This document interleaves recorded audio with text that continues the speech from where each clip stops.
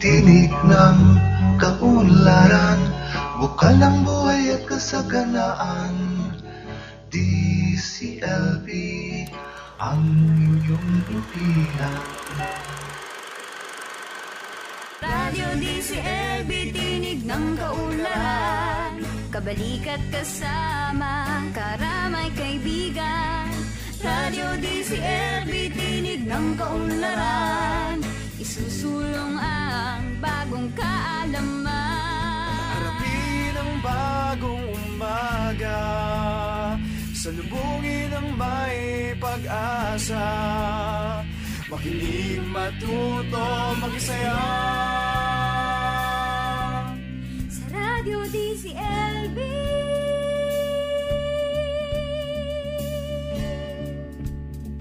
Radyo DZLB, 1116 kHz, ang tinig ng Kaunlaran.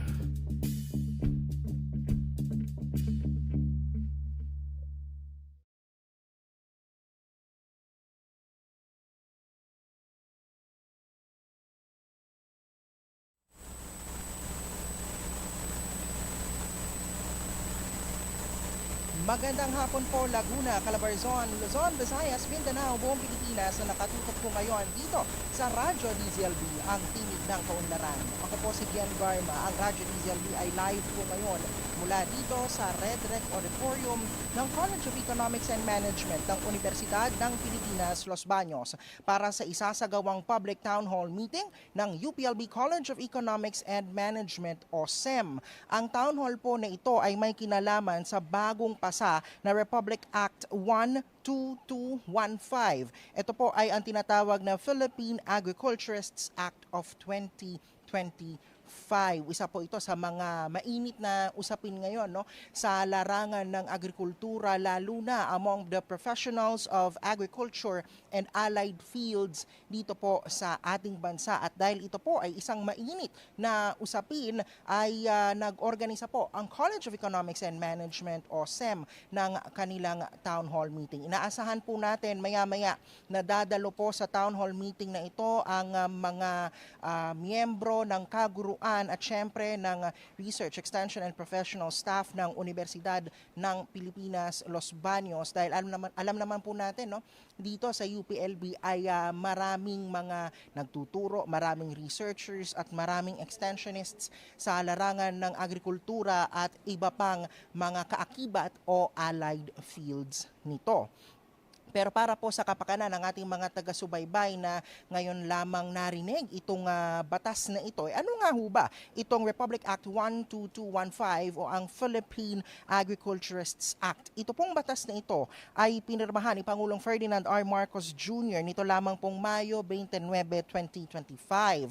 Ang buong pamagat po ng batas na ito ay an act regulating the practice of the agriculture profession in the Philippines, creating for the purpose a professional regulatory board for agriculturists and appropriating funds therefore. Muli ito po ay naging ganap na batas nito lamang pong Mayo 29 pero mahaba-haba rin po ang pinagdaanan ng panukalang ito bago ito tuluyang naging batas. At ilan po no sa mga salient provisions o importanteng probisyon, no, nitong mga batas na ito at malamang ito po ay mapag-uusapan din, no, maya-maya sa ating town hall meeting ay ang mga sumusunod. Halimbawa, nasa Article 2 ng naturang batas ang pagbubuo ng Professional Regulatory Board of Agriculture na kung saan ito pong board na ito ay binubuo ng isang chairperson at 5 miyembro, no? Well, sa bagay, dati naman na pong may regulatory board, no, para sa sektor ng agrikultura. Kaya nga meron tayong licensure examination dati pa, no, para sa mga licensed agriculturists. And speaking of, nakalagay din po sa batas na ito ang pagkakaroon ng licensure exam para sa mga gustong maging licensed agriculturists. No? Ang sakop po ng eksaminasyon na ito ay ang mga sumusunod na 6 na larangan: crop science, animal science, soil science, crop protection, agricultural economics, agribusiness at agri-entrepreneurship at agricultural extension and communication. Ang tanong po ngayon, sino-sino ba yung mga pwedeng mag-take ng licensure examination para sa mga agriculturists, no? Nakasaad po sa batas na ito na maaaring kumuha ng licensure examination ang mga nagtapos ng BS Agriculture o iba pang agriculture-related degrees basta nakakuha sila ng tamang bilang ng coursework sa agrikultura kasama po yung 6 na foundational o foundation subjects ng naturang larangan. Yung pong 6 na yun, ito po yung mga tinalak o mga binanggit natin kani-kanina lamang. At ano nga ba yung mga agriculture-related degrees, no, na maaaring kumuha ng licensure examination? Kasama po dito, syempre bukod sa BS Agriculture, yung po mga nagsipagtapos sa BS Agricultural and Applied Economics, BS in Agribusiness Management, BS in Agricultural Biotechnology, BS in Agricultural Chemistry, and other agriculture-related fields. Dito po sa atin, sa Universidad ng Pilipinas, Los Baños, syempre, batid nating lahat, meron ditong Bachelor of Science in Agriculture, pero syempre, meron ding Agricultural and Applied Economics na nasa College of Economics and Management. Yung Agribusiness Management na nasa College of Economics and Management din po yan. And meron din po tayong Agricultural Biotechnology at Agricultural Chemistry. Okay? Kasama din po no, sa probisyon ng batas na ito yung tinatawag na scope of practice of agriculture. Kapag sinasabi nating scope of practice of agriculture, ito yung mga trabaho na sakop ng pagiging isang agriculturist. Kasama po dito ang soil, crop at animal health management, ang consultation, evaluation, investigation, and management services requiring the application of knowledge in agriculture and its components. Yung pag-prepare ng mga plano, specifications, feasibility studies at estimates at iba pang management services pagdating sa crop production, livestock and poultry raising, landscape horticulture at marketing ng mga agricultural products. Kasama din po dito yung iba't ibang mga research projects, no, mga pananaliksik patungkol sa soil resources management, crop improvement, crop protection, breeding of livestock and poultry and animal and plant pest and disease management. Kasama din po no, sa probisyon ng batas patungkol po sa scope of practice in agriculture ang training at extension work sa larangan ng agricultural crop production, poultry at livestock raising. Kasama din po dito sa scope of practice of agriculture ang management and marketing services na meron pong kaugnayan sa agrikultura bilang isang business industry. Yung mismong pagtuturo din po ng agriculture subjects sa mga paaralan, kolehiyo at mga pamantasan, kasama din po yan dito sa tinatawag na scope of practice of agriculture. Ang empleyo sa pribadong sektor at sa pamahalaan kung saan kinakailangan po ang expertise ng mga registered agriculturists ay kasama din po sa tinatawag na scope of practice of agriculture. Nakasaad po din sa batas na ito, no, nasa Article 4, Section 29, na ito pong bagong batas na ito, itong Philippine Agriculturists Act of 2025, ay hindi naman daw po makakaapekto o hindi makakahadlang sa pagsasapraktika ng iba pang mga legally recognized professions. Ulitin lang po natin na ayon po sa batas na ito, hindi naman daw po makakaapekto itong bagong batas na ito sa mga o sa praktika ng iba pang legally recognized profession. So pag ang pinag-uusapan po natin ay legally recognized profession, ito po yung mga may licensure examination na dumadaan sa Professional Regulation Commission. Ayan po ang nakasaad sa batas. Sa Article 4, Section 31 din, no? Nakasaad po sa batas na ito na lahat ng mga technical, plantilla, item position sa pamahalaan, lahat po yan, national government agencies, local government units at maging sa mga state universities and colleges po dapat ang may hawak na mga plantilla possessions na ito ay mga lisensyadong agriculturists. Nakasaad din po sa batas na ito na ang lahat ng mga guro na nagtuturo ng agriculture courses ay dapat mga lisensyadong agriculturists. Ayan. So yan po yung ilan sa mga salient provisions ng Philippine Agriculturists Act of 2025.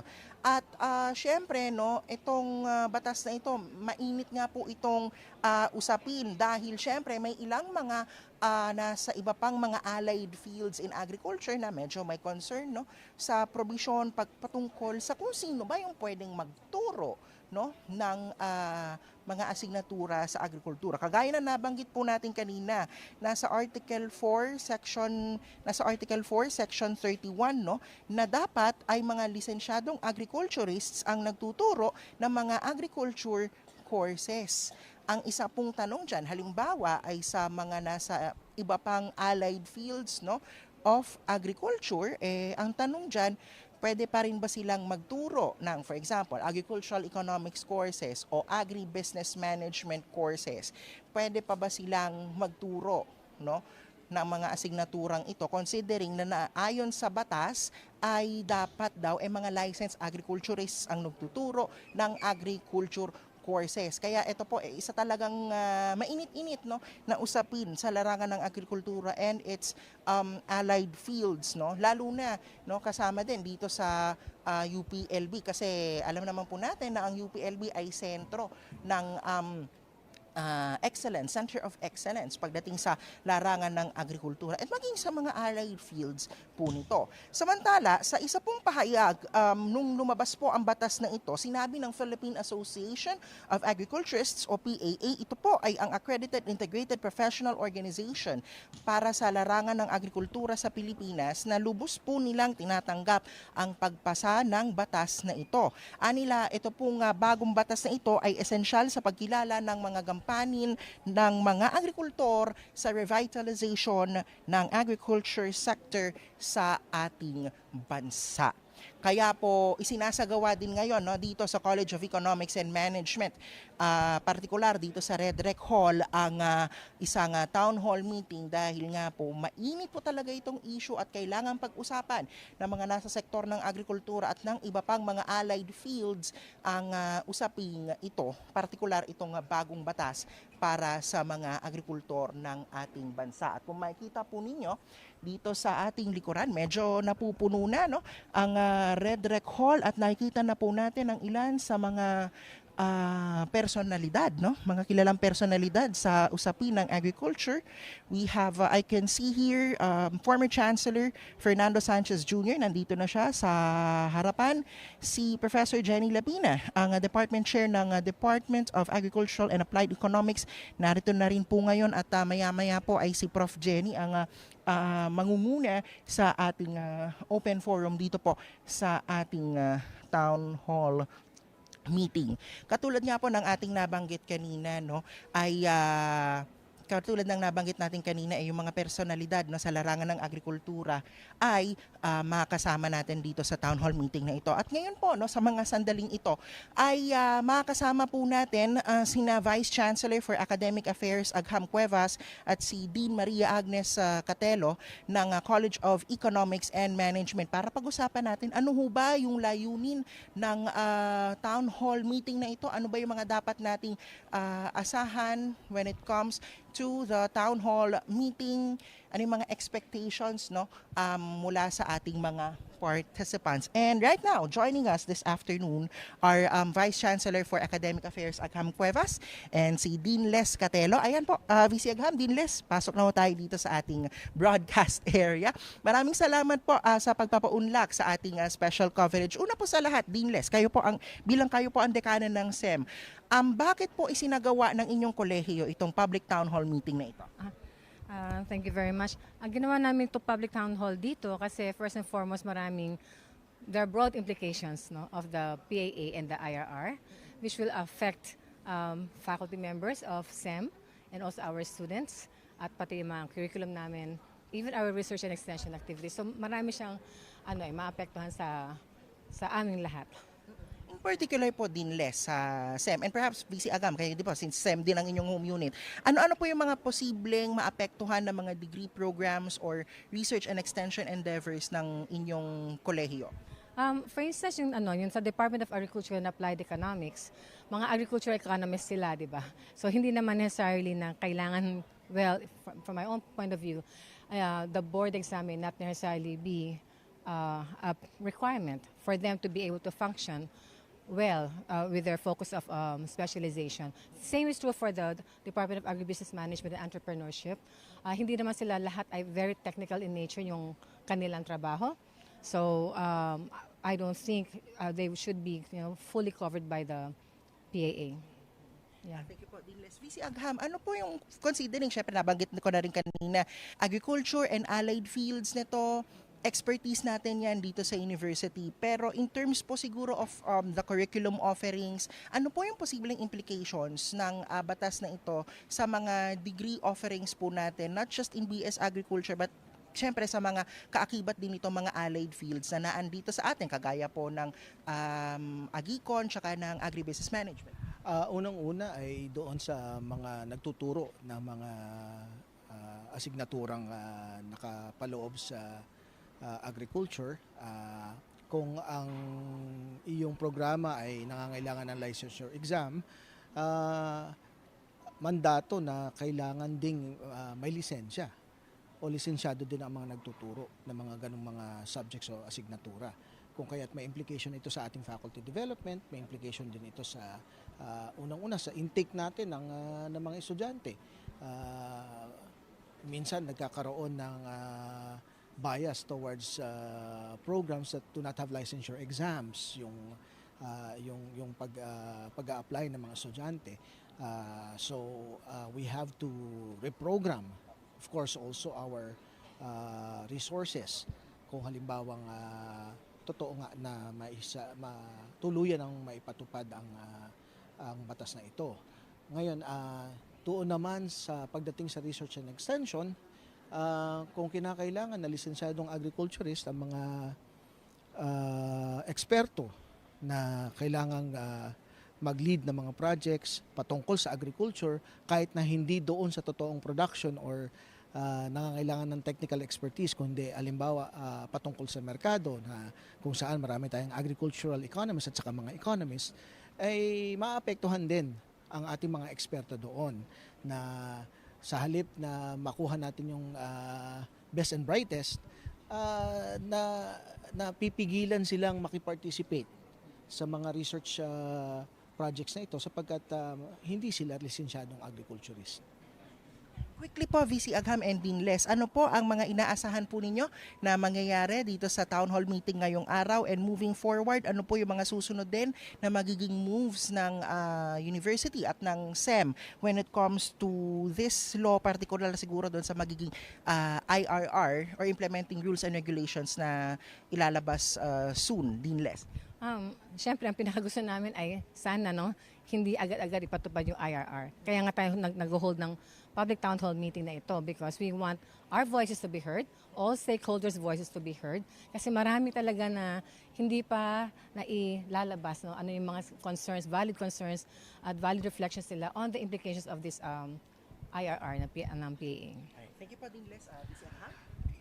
Yun nga, gusto nating malaman kung ano ba talagang saklaw nitong batas na ito at magkaroon ng karampatang pagtugon ang universidad, siguro structurally sa pamamagitan ng pagbabago ng curriculum at kung maaari sana at makita natin kung hindi makakabuti naman sa ating fields sa agricultural modernization ang ilang mga provisions, baka naman pwede nating pag-usapan at pwede tayong gumawa ng mga hakbangin, maaaring hindi sa pagpapatupad ngayon ng batas na ito, kundi sa hinaharap na kung saan pwede nating amyendahan ng batas para maisaalang-alang ang mga suggestions at saka yung mga puna ng mga stakeholders natin.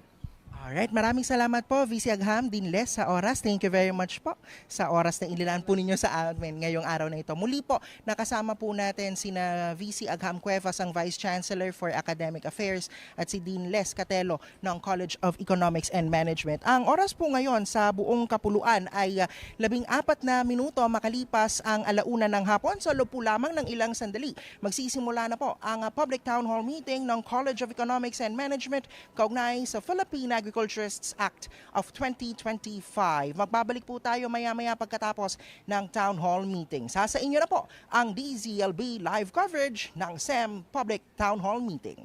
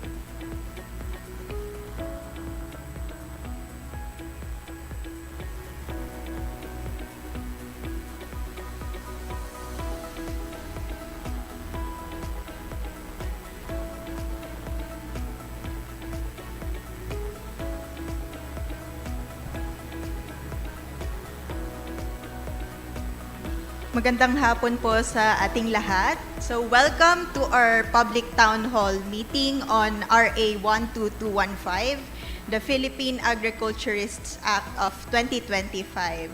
So while waiting for the program to formally begin, feel free to settle in and network with fellow participants. And also, may we kindly request that you move forward and occupy the seats at the front. So this will help us maintain the decorum of the event and ensure that everyone has an excellent view of the proceedings. So please occupy the seats in front po. So the program will begin shortly. Thank you very much.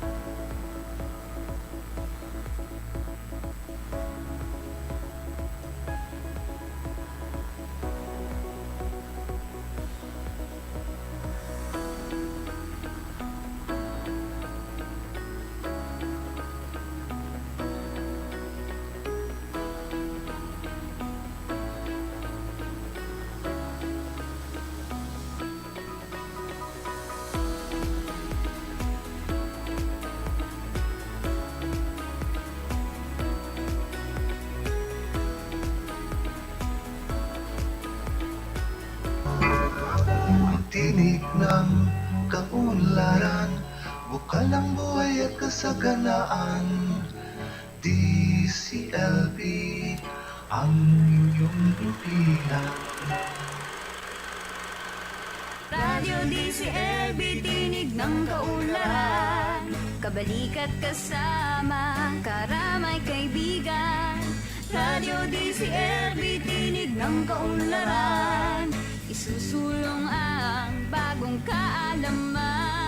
Harapin ang bagong umaga, salubungin ang may pag-asa. Makinig, matuto, magsaya. Sa Radio DZLB.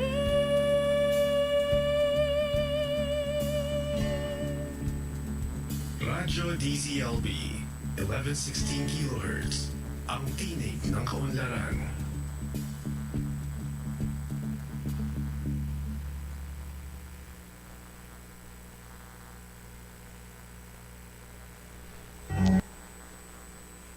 Ladies and gentlemen, magandang hapon po muli. I am Errol May Dizon, your host for today's event. So on behalf of the College of Economics and Management, University of the Philippines, Los Baños, we welcome you to this very important public town hall meeting to discuss the Republic Act 12215, the Philippine Agriculturists Act of 2025. So as of this morning, we're delighted to share that we have almost 500 registered participants from the academe, the national government agencies, local government units, private sectors, cooperatives, and agricultural sector for today's event. So for those who are joining us online, may we kindly ask you to click the react button so we know you're here with us. So, to formally open our program, may we invite on stage our Vice Chancellor for Academic Affairs of the University of the Philippines, Los Baños, Dr. Agham C. Cuevas, for his opening remarks.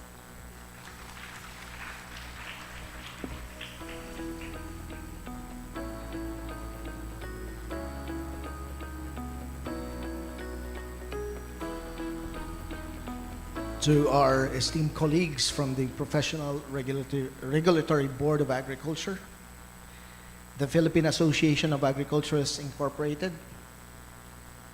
to the Dean of the College of Economics and Management, Professor Maria Angeles Catelo, to our faculty, students, alumni, to everyone joining us today, both on site and online, good afternoon and thank you for being here. On behalf of Chancellor Camacho, it is my pleasure to welcome you all to this public town hall meeting on the Philippine Agriculturist Act of 2025, or Republic Act number 12215. This gathering marks a significant opportunity not only to deepen our understanding of the law, but also to engage in a collective dialogue about its implications for agricultural professionals, educational institutions, and the broader agri-development landscape of the country.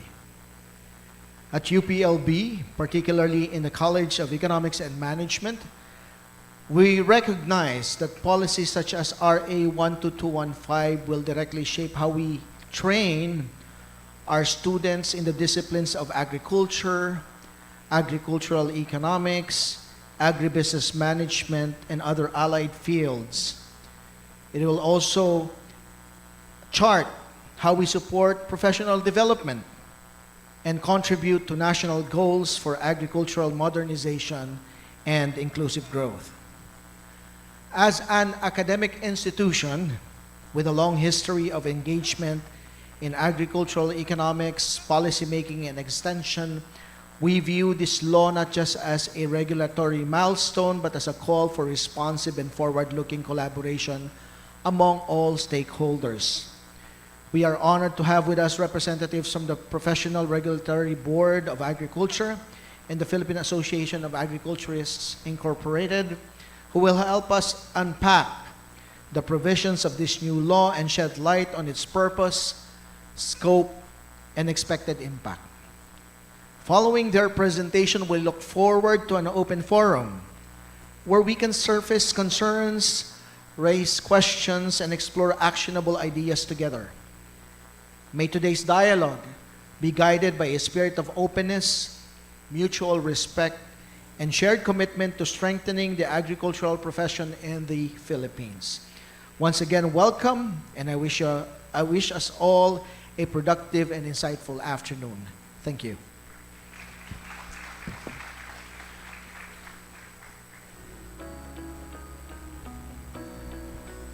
Thank you very much, Dr. Cuevas, for that inspiring and insightful message emphasizing the vital role of this law for our agricultural sector and professionals.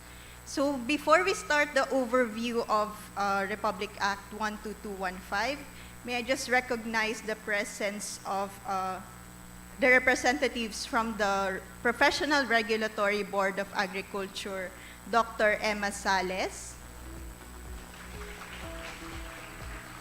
Dr. Maria Eden Piadoso, and also from the PAA, Dr. Fernando Sanchez, Dr. Roberto Ranyola, Dr. Rosalinda Lapitan, and Dr. Ramon Oliveros. We also have here our SIDC Vice President, Bon Ian de la Roca. And also Dr. Francis C. Laurel.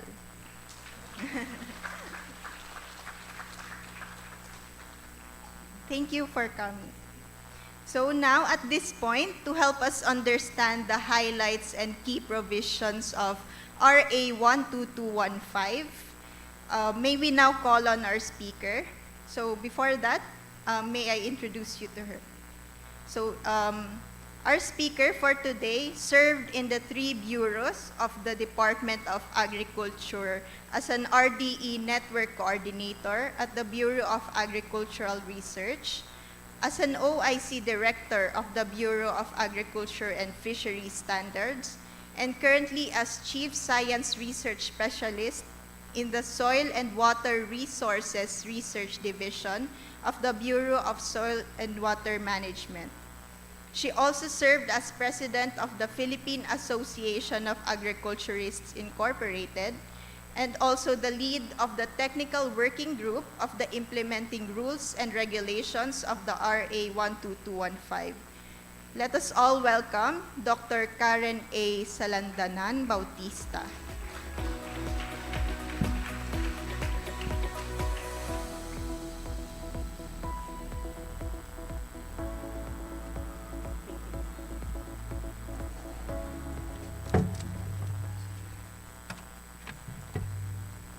Good afternoon, everyone. On behalf of the Technical Working Group, of the Joint Technical Working Group, the PRC, Board of Agriculture, and the Philippine Association of Agriculturists, we're going to present the draft implementing rules and regulations of Republic Act 12215. First, we would like to thank the UPLB officials, Dr. Cuevas and Sir Jenny, and the rest of the UPLB SEM faculty for inviting us to explain the IRR of RA 12215. Next, please. So before that, I would just like to greet everyone a happy Philippine Agriculturist Month. And our theme for this year is Filipino Agriculturists, Agents of Transformative Agriculture Towards Sustainable Food System. And this is the second time that we are celebrating the Philippine Agriculturist Month. Next slide, please. So last year, around May, our President, President Bongbong Marcos Jr., signed the Presidential Proclamation 544, which highlights the significance of Filipino agriculturists in nation building. And it declares July of every year as the Philippine Agriculturist Month. Next slide, please. So for the outline of presentation, we will just provide you with the general profile of registered agriculturists in the Philippines. We will also provide you with the rationale for the enactment of RA 12215 or the Philippine Agriculturist Act, and the timeline in the legislation of RA 12215 and the draft implementing rules and regulations of RA 12215. So for the general profile of our registered agriculturists in the country, so last year we have 43,707 registered agriculturists. So these are PRC registered agriculturists. And at the end of the year, we have 3,628 passers of agriculturist licensure exam, So we now have 47,335 registered agriculturists in the country. And when we look at the age of our registered agriculturists, more than 16,000, or that represents 37% of the total registered agriculturists belonging to the youth sector, around 20 to 30 years old. But the age of our farmers, the average age is around 57 or 58 years old. So we have very young registered agriculturists, and there are more female registered agriculturists compared to male registered agriculturists. Next slide, please. When we were presenting the Philippine Agriculturists Bill to the different sectors, most of them assumed that agriculturists could only be found in the farms. That's why we prepared this slide to emphasize where the Filipino registered agriculturists are working. So we are found in the private sector, in rural, urban, and peri-urban farms, in national government agencies, in local government units, in research and development, also in laboratory operation and management, in state universities and colleges, and also as overseas Filipino workers. And when we look at the employment of registered agriculturists, this is based on our data from the PAA members portal. And 39% of our registered agriculturists are in the local government units, in provincial, municipal, and city agriculturist offices across the country. And 30% are in Department of Agriculture, regional field offices, as well as in the academe. Around 15% of our registered agriculturists are working in the academe. And when we look at private agri-related employment, that only represent around 6%. Napakababa po. And then 5% private non-agri-related. So ito yung mga nagtatrabaho sa BPOs, sa mga malls. And then 4% are working in, 4% is working in the national government agencies, Department of Agriculture, DOST, DNR, DAR, even DepDev or NEDA, formerly NEDA. Next slide, please. So what is the rationale for the enactment of RA 12215? So this serves as the professional regulatory law of the agriculture profession. When we look at the major challenges of the agriculture workforce, we have three. First, out of the 45 PRC-regulated professions, only agriculture is the remaining profession that does not have its own professional regulatory law. Medyo nakakalungkot, di po ba? Next slide, please. So this is the list of PRC-regulated professions in the country. So there are 45. The most recent professional regulatory law that was enacted was the Food Tech Law in 2018. So what are the implications if a certain profession doesn't have its own professional regulatory law? So one of the implications is that registered agriculturists are not protected from the encroachment of other regulated professions. There are limited employment opportunities, decrease in the morale of registered professionals. They couldn't even put the professional title appendage at the end of their name, even if they have already passed the licensure exam. We cannot put RAGR at the end of our name when we don't have the PRL yet. There's also a declining number of students pursuing agriculture degree and other agriculture-related degrees. Next slide, please. The second challenge of the agriculture workforce is that the agriculturist plantilla positions in the national and local government units are non-exclusive.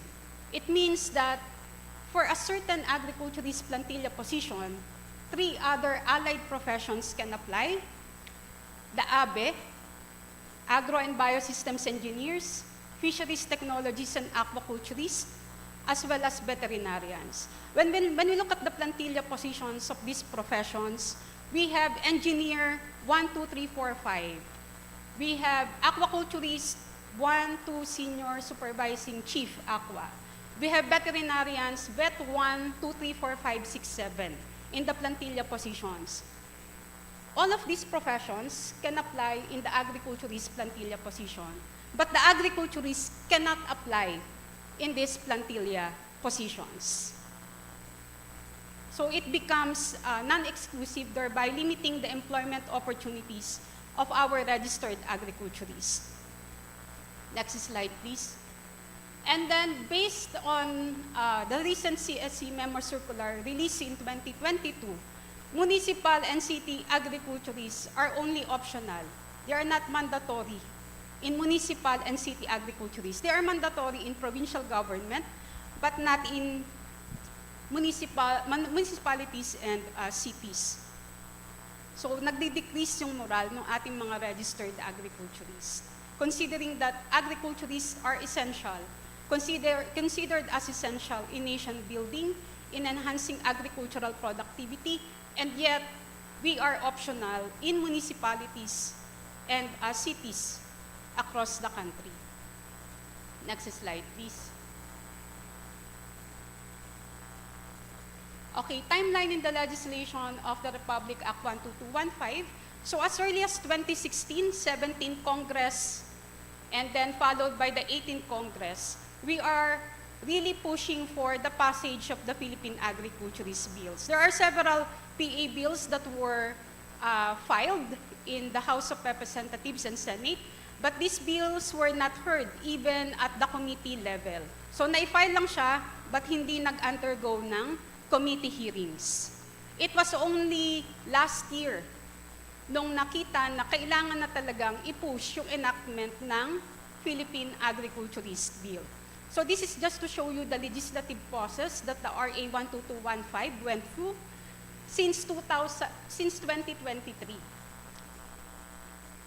We have the proposal, of course. So we have the proposal, the Philippine Agriculturist Bill, in 2022, further revised in 2023. Then it underwent 3 readings of the House of Reps and Senate. And then it was enacted May 29 this year. Next. This is just to show you the process, kung anong pinagdaanan ng ating RA 12215. So as early as August 2023, since this is a professional regulatory law, it was supported by PRC Commissioner Enad, and along with them is the PRC Board of Agriculture led by Dr. Emma Sales and the other 5 members of the Board of Agriculture. And on the part of the PAA, we work on providing inputs in the revision of the Philippine Agriculturist Bill. So that was August and September. So to ensure that there are no conflict on the scope of practice with the other registered professions, so as early as October to November 2023, isinirculate na yan sa 44 PRBs, Professional Regulatory Boards, to ensure that there are no conflict in the scope of practice. Kung may pagtutol yung any other regulatory boards, hindi ito maifa-file sa House of Representatives and then sa Senate. Next. So, December 12, 2023, through the sponsorship of Congresswoman Christine Alexi Tutor, who happens to serve as the chair of the House Committee on Civil Service and Professional Regulation. So hindi to dumaan sa Committee on Agriculture. Since this is a PRL, ang kanyang committee ay Committee on Civil Service and Professional Regulation. So it was filed December 12, 2023 as House Bill number 9725. And together with PRB Agri, PAA, there's also a PRC Commissioner, Enad. Next slide. So we also have small group meetings with legislators. So we have a small group meeting with the group of Senator Subiri and Congressman Ungab. And this is for the filing of the counterpart bill in the Senate. And then we also need to seek the support of the Department of Agriculture. So we had a meeting with the DA Legislative Liaison Office, ASEC Guevara, to check on the provisions of the Philippine Agriculturist Bill. So that was January 23, early last year. Next slide, please. So in February 7 last year, Senate Bill 2535 was filed by Senator Subiri. Next slide. And Secretary Francisco Chula Orel Jr. wrote to the Presidential Legislative Liaison Office for the PA bill to be certified as priority and urgent to be enacted into law. So this was March last year. Next slide, please. We also have a meeting with the Chief Political Affairs team of Speaker Romualdez to explain the provisions of the PA bill. That was also in March. Next. And then we also wrote to LEDAC, Legislative Executive Development Advisory Council, for the prioritization of the Philippine Agriculturists Bill, and they replied to us that we need to work with the Department of Agriculture to pursue complete staff work for the PA bill. So we have done that. Next slide, please. And then on the first hearing of the House Committee on Civil Service and Professional Regulation, present din po doon ang Board of ABE, Board of Forestry, DBM, PICAF, which represents the Philippine Council for Agri and Fisheries, which has a touch base with the private sector counterparts. And then we also, nandun din po ang PRC, PRB Agri, and PAA. CHED was also there in the first committee hearing, and also Civil Service Commission. And this was approved on May 22 for the first committee hearing. Next slide, please. And then, on November 26, isa sa mga pinakamahirap na daanan na committee is the House Committee on Appropriations, considering that we have provisions for the increase in minimum base pay of registered agriculturists. So this was passed by the House Committee on Appropriations last November. Next. After that meeting, we already have 21 authors. Next slide, please. And then we have a one-on-one meeting with the Office of Senator Subiri with his Chief of Staff to explain in detail, line by line, the provisions of the PA bill and how we will move that in the Senate committee, considering that although it was filed February 7, 2024, walang masyadong actions for the next few months because of some political concerns. So last December, nagkaroon ng strategy kung paano pagagalawin ang Philippine Agriculturist Bill, and the strategy is to create the subcommittee on professional agriculturists under the Senate Committee on Civil Service and Professional Regulation. Next slide, please. Next, please. So we have our joint Senate Committee on Civil Service and Professional Regulation along with the Senate Committee on Finance.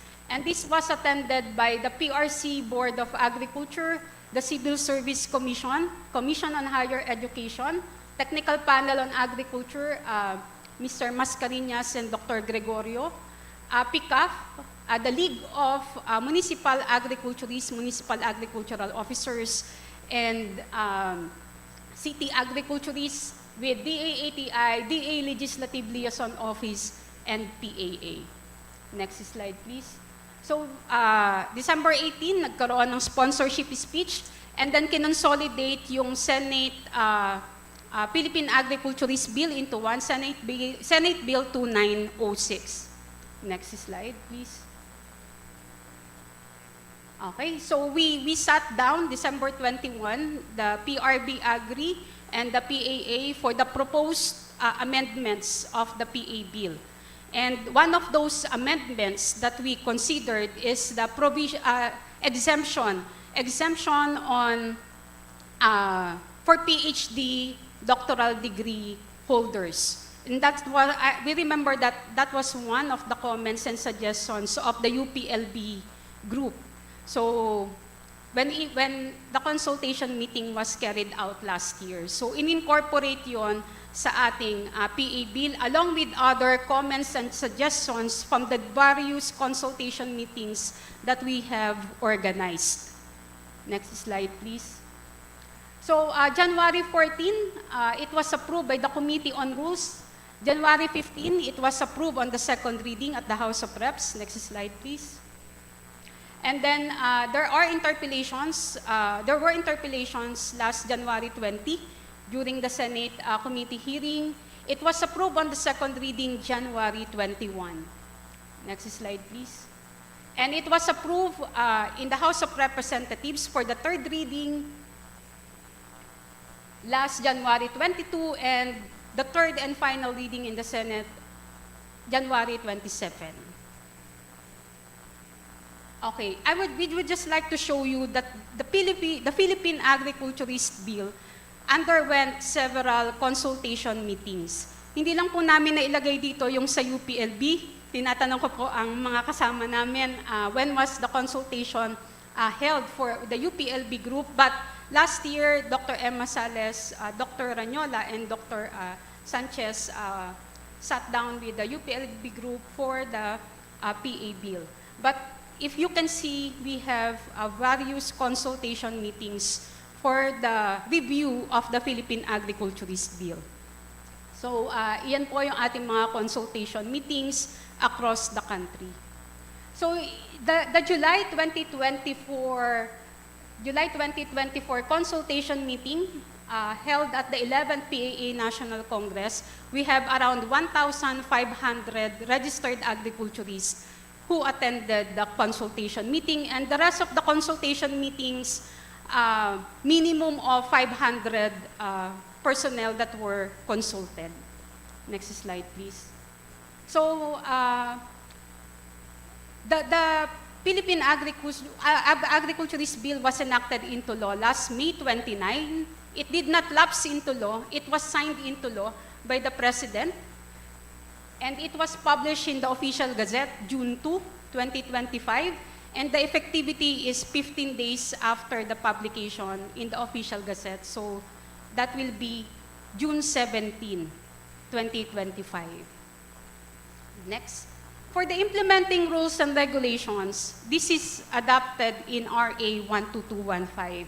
In Section 42, the board, which means the PRC, Board of Agriculture, shall issue and promulgate the IRR within 120 days from the effectivity of this act, subject to the approval of the PRC and in consultation with the AIPO. So what is AIPO? That's the Accredited Integrated Professional Organization for the agriculture profession, and that's the Philippine Association of Agriculturists. We have more than 21,000 members across the country. And so far, ongoing yung aming consultation with the we have 17 regional chapters, and then we have 7 associate national professional organizations, Crop Science Society of the Philippines, Philippine Society of Animal Science, Philippine Society of Soil Science and Technology, PAEDA for Ag Economics, for PhilISNet for Ag Extension, and PMCP for the crop protection.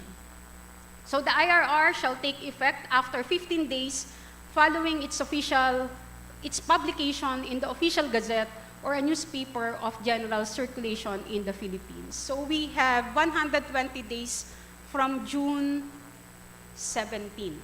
So we'll go now to the draft IRR. So this is the output of the joint technical working group by the PRC, Professional Regulatory Board of Agriculture, and Philippine Association of Agriculturists. After the approval of the PA bill in the Senate during the third reading last January 27, February, we already started the crafting of the IRR. So we already assumed that it will be enacted into law. So inumpisahan na namin gawin yung working draft. So by the time na ma-enact into law ang Philippine Agriculturist Bill, naka-ready na siya for consultation. Actually, the consultation here with UPLB is just one of the sectoral consultation meetings that we have organized. Last Friday, we have the Mindanao-wide consultation workshop. We consulted with LEMCAP, with all the municipal agriculturists and city agriculturists across the country. We have consulted the PAA regional chapters, the 17 PAA regional chapters, and marami pa pong kasunod. Hanggang end of July. By July 31, bukas ng hapon, we have a one-on-one consultation meeting with the Civil Service Commission for the revision of qualification standards for the different agriculturist plantilla positions in the government. Next slide, please. So this is the technical working group. So on the part of the PRB Agri, we have Dr. Emma Sales, who's here with us right now, Dr. Annabel Sarabia, who is online, Dr. Eric Palakpak, Dr. Anastasia Notarte, Dr. Maria Eden Piadoso, who's also here right now, and Dr. Lilia Portales. We have, from the Philippine Association of Agriculturists, we have Dr. Bert Ranyola, Pres Dindo Sanchez, we have Sir Mon Oliveros, Mr. Art Baria, Dr. Baby Lapitan, and Dr. G. Cardenas. Next slide, please. So this is we will now discuss the draft IRR. So we have 5 rules, and this is also congruent with RA 12215. So we have for Rule 1, title, declaration of policy, objectives, and definition of terms. Rule 2, Professional Regulatory Board of Agriculture, how they will operate. Rule 3 on licensure exam and registration. Rule 4 on the practice of agriculture profession. And Rule 5 on the penal and final provisions. Next slide, please. So this RA 12215 will be known as Philippine Agriculturists Act or PA Act. Wala pong of 2025. It will be known as the Philippine Agriculturists Act. And for the declaration of policy, it shall recognize the importance of registered agriculturists in nation building and development, hence nurturing registered agriculturists with the highest standard of excellence through credible licensure exam, a system of registration and regulation, and professional development programs and activities. And these are the objectives of the PA Act: examination, registration, and/or licensure of agri-practitioners, supervision, control, and regulation of the practice of agriculture profession in the Philippines, development and upgrading of the BS Agriculture curriculum, development of the professional competence of registered agriculturists through CPD, continuing professional development, and the integration of the agriculture profession. Next. So these are just some of the definition of terms.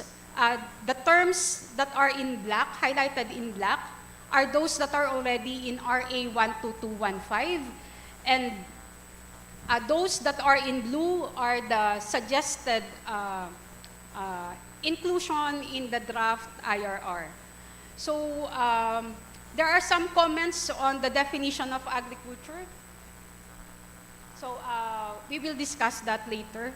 So ang sabi nila masyado daw encompassing, that it also touch on land degradation, biodiversity loss, climate change, and climate change mitigation and adaptation.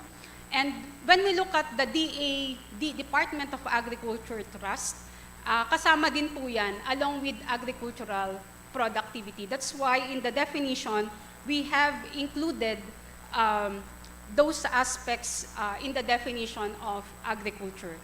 And when we look at the agricultural courses, this will refer to the 6 foundation subjects, namely agricultural extension and communication, agricultural economics, agribusiness and agri-entrepreneurship, animal science, crop protection, entomology, plant pathology and weed science, crop science, and soil science.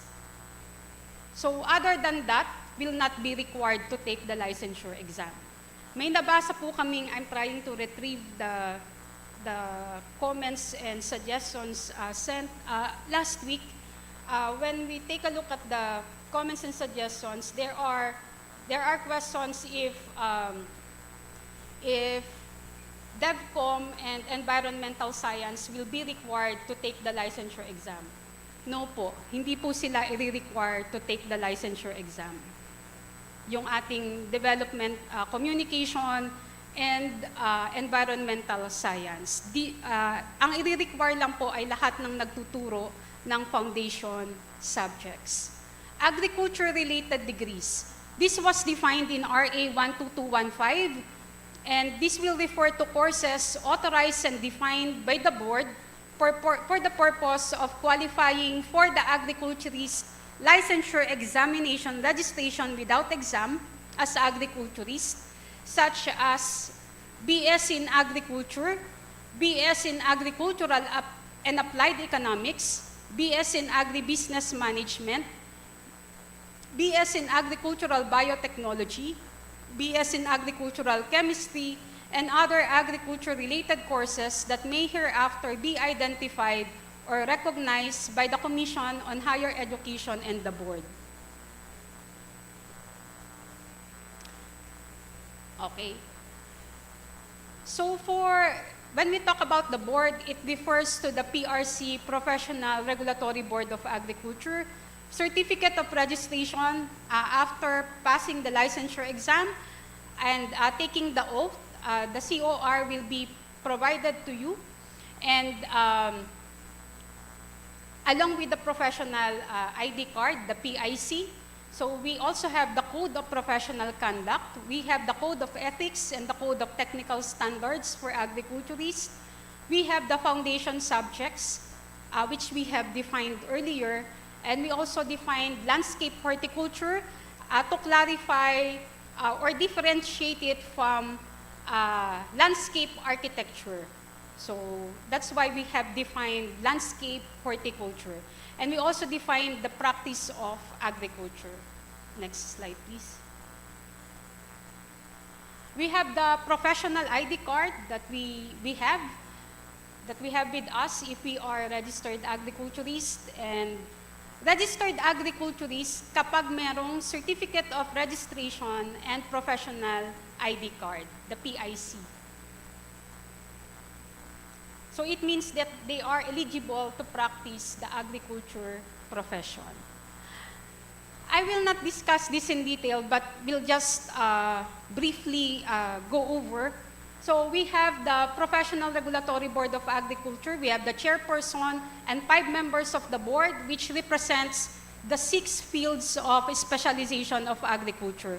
So we have Dr. Emma Salas as the chair, and then we have the members, Dr. Piadoso, Dr. Portales, Dr. Sarabia, Dr. Palakpak, and Dr. Notarte, Ann Notarte. So they represent the 6 fields of specialization, the one that we have discussed earlier. Next slide, please. So these are the qualifications to serve as chair or members of the board. I will also not discuss this in detail. We are sure that you are more interested on the licensure exam and also on the practice of profession. But these are the qualifications of the PRB Agri. Next slide, please. So, dapat hindi member ng faculty, whether full-time or part-time, of any school or regular review course in Agri-Stock. So, karamihan ng members ng ating Board of Agri ay retired from the academy. So, okay. So, yung holders po ng agriculture-related degrees as defined earlier are also qualified to serve as members of and chair of the Board of Agriculture. The appointment of the chair and members of the Board of Agri comes from the Office of the President. So, ang appointment nila, ang nakasign ay ang President of the Philippines. Next slide, please. So, these are the power and functions of the board. Next. Okay, next. The terms of office. Next. The compensation and allowance of the chairperson and members of the board. Similar po yan across the 45 PRC-regulated professions. Suspension and removal of the chairperson and members of the board. We also have a provision on that. Next. Supervision of the board, custodian of its records, secretariat, and support services, and they are also required to submit an annual report within 30 days after each calendar year. Next slide, please. So we'll go now to the licensure exam registration. So every applicant seeking to be registered as an agriculturist shall undergo a written exam as provided for in this act. So it will given at least once every year, but there are, in the past, may taon na 2 beses po yata nagbigay ng agriculturist licensure exam. Allen na po ang pangalan niya, hindi na Leia, to distinguish naman sa licensure examination for architects. Next slide, please. So the scope of examination ay yung foundation subjects ng agriculture, which also represents the 6 fields of specialization.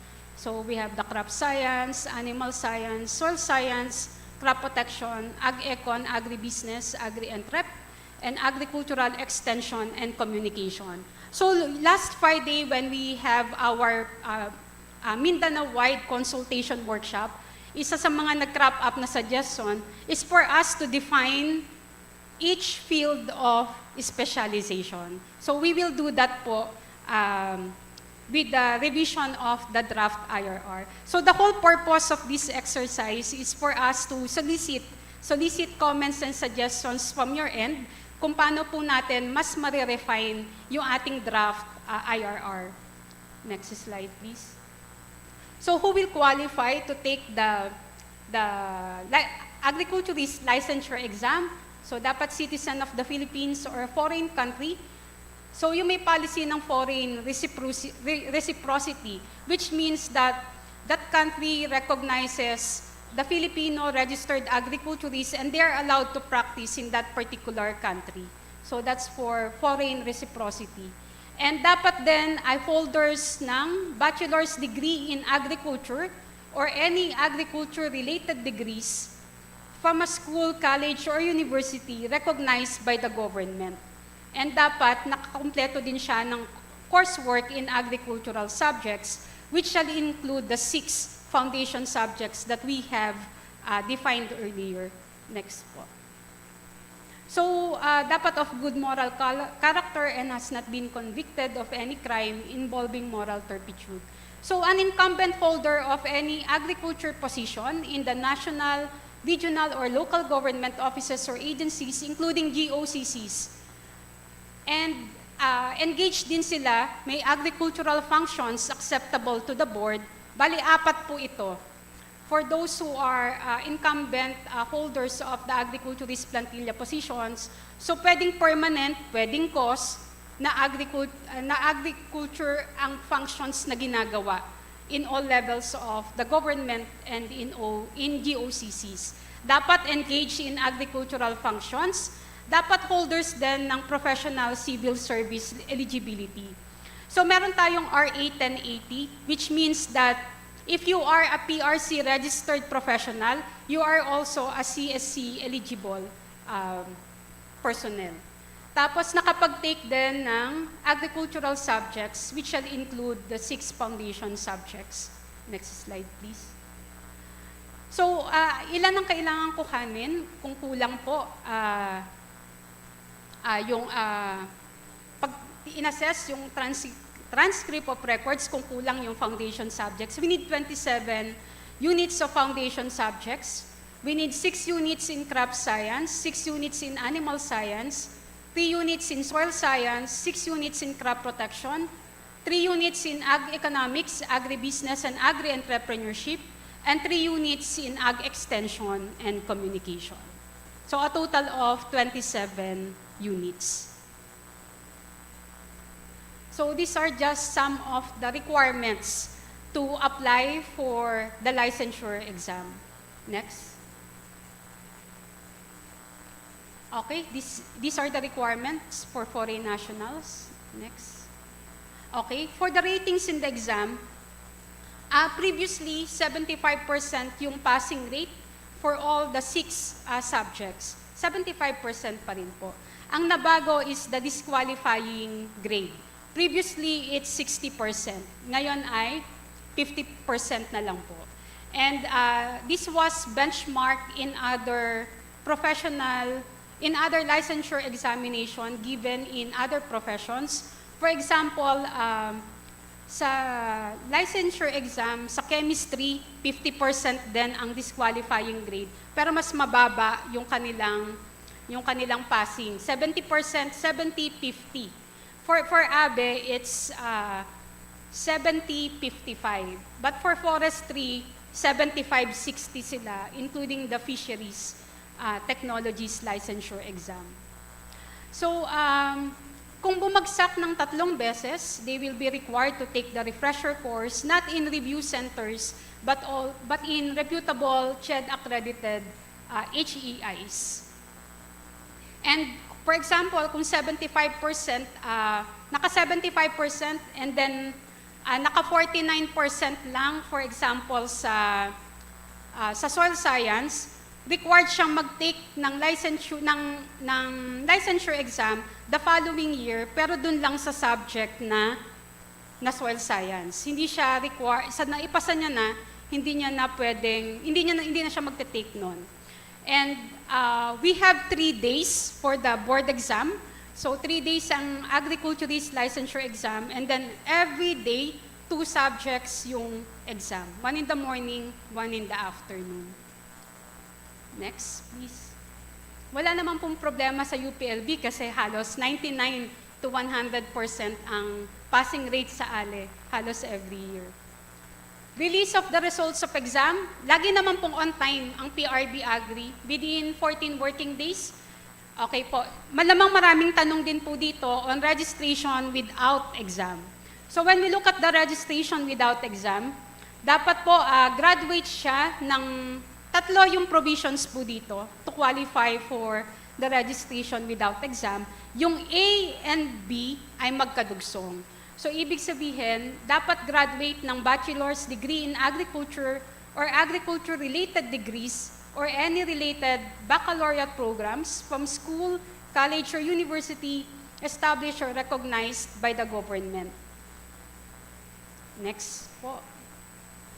And then, yung related baccalaureate programs, dapat na-satisfy niya yung at least 27 units ng foundation subjects, such as but not limited to Bachelor of Agricultural Technology. Itong BAT ay unti-unti nang nafe-phase out, but there are graduates of BAT who took the licensure, the agriculturist licensure exam. Agroforestry, merong mga SUCs na nag-offer ng BS in agroforestry, kaya nakalagay po dito ay such as but not limited to. And dapat sa pangalawang, masatisfy din po itong pangalawang provision. So, previously, nagkaroon na ng pagbibigay ng license without exam. And that is in compliance with the AFMA. Yung may grandfather clause po tayo na dapat 1992 and below, gumraduate, and then naka 5 years na work experience by the time the APMA was enacted, 1997. So ang reckoning period natin noon is 1992 and 1997. So with the agriculturist licensure exam, which started in 2003, ang reckoning na is 2003, since doon nag-start yung licensure exam, 5 years before, so 1998. Dapat ay nakagraduate siya 1998 and below at 5 years work experience by 2003. So covered po siya nung registration without exam. So mas malawak na po siya ngayon. Yung mga gumraduate ng, but still may maaapektuhan na years. Yung gumraduate ng 1999, 2000, 2001, 2002, 2003. So, ang assumption po kasi, since nag-start na siya noong 2003, from 2003 onwards, they are already required, yung mga graduates, to take the licensure exam, agriculturist licensure exam. Yung agriculturist licensure exam, nagawa siya because of PRC Resolution 2000-663. Kaya nagkaroon ng agriculturist licensure exam na nakabase naman sa AFMA. Pero yung professional regulatory law talaga, wala pa ang agriculture profession. Baka magtaka kayo, bakit nagbigay na ng agriculturist licensure exam, wala pang PRL that time. Nakabase siya sa AFMA at saka sa PRC resolution. Iyon lang yung nag-govern, PRC resolution that time, 2003 onwards. Next. So meron tayong, pakibalik po, may nakalagay po tayo na OR. So meron tayong separate provision for doctoral degree holders.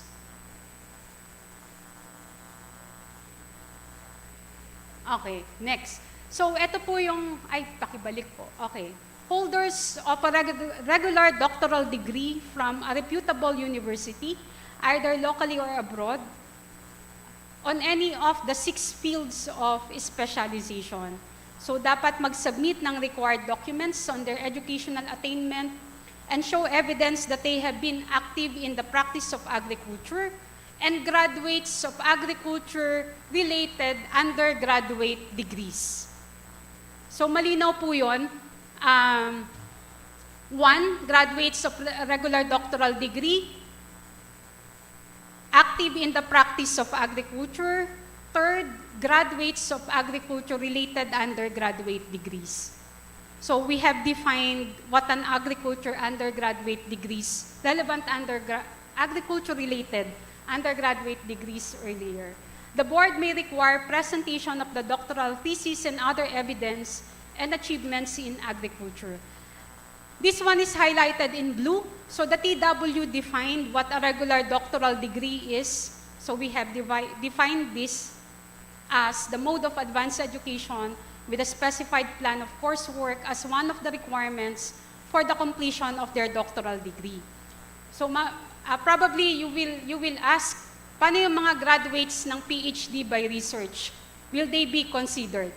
Mamaya sasagutin po yan during the open forum.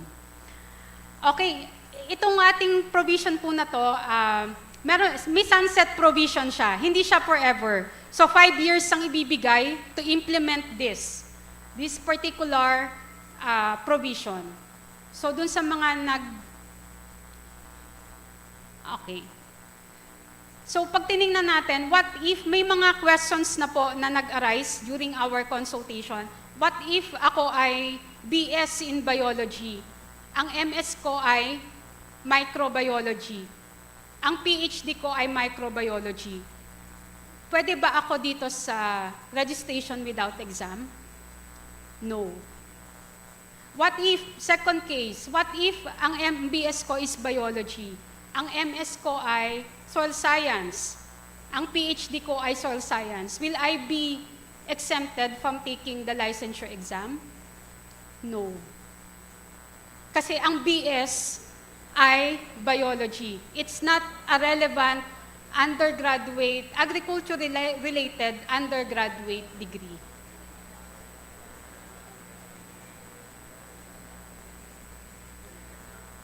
Medyo marami pong reaction.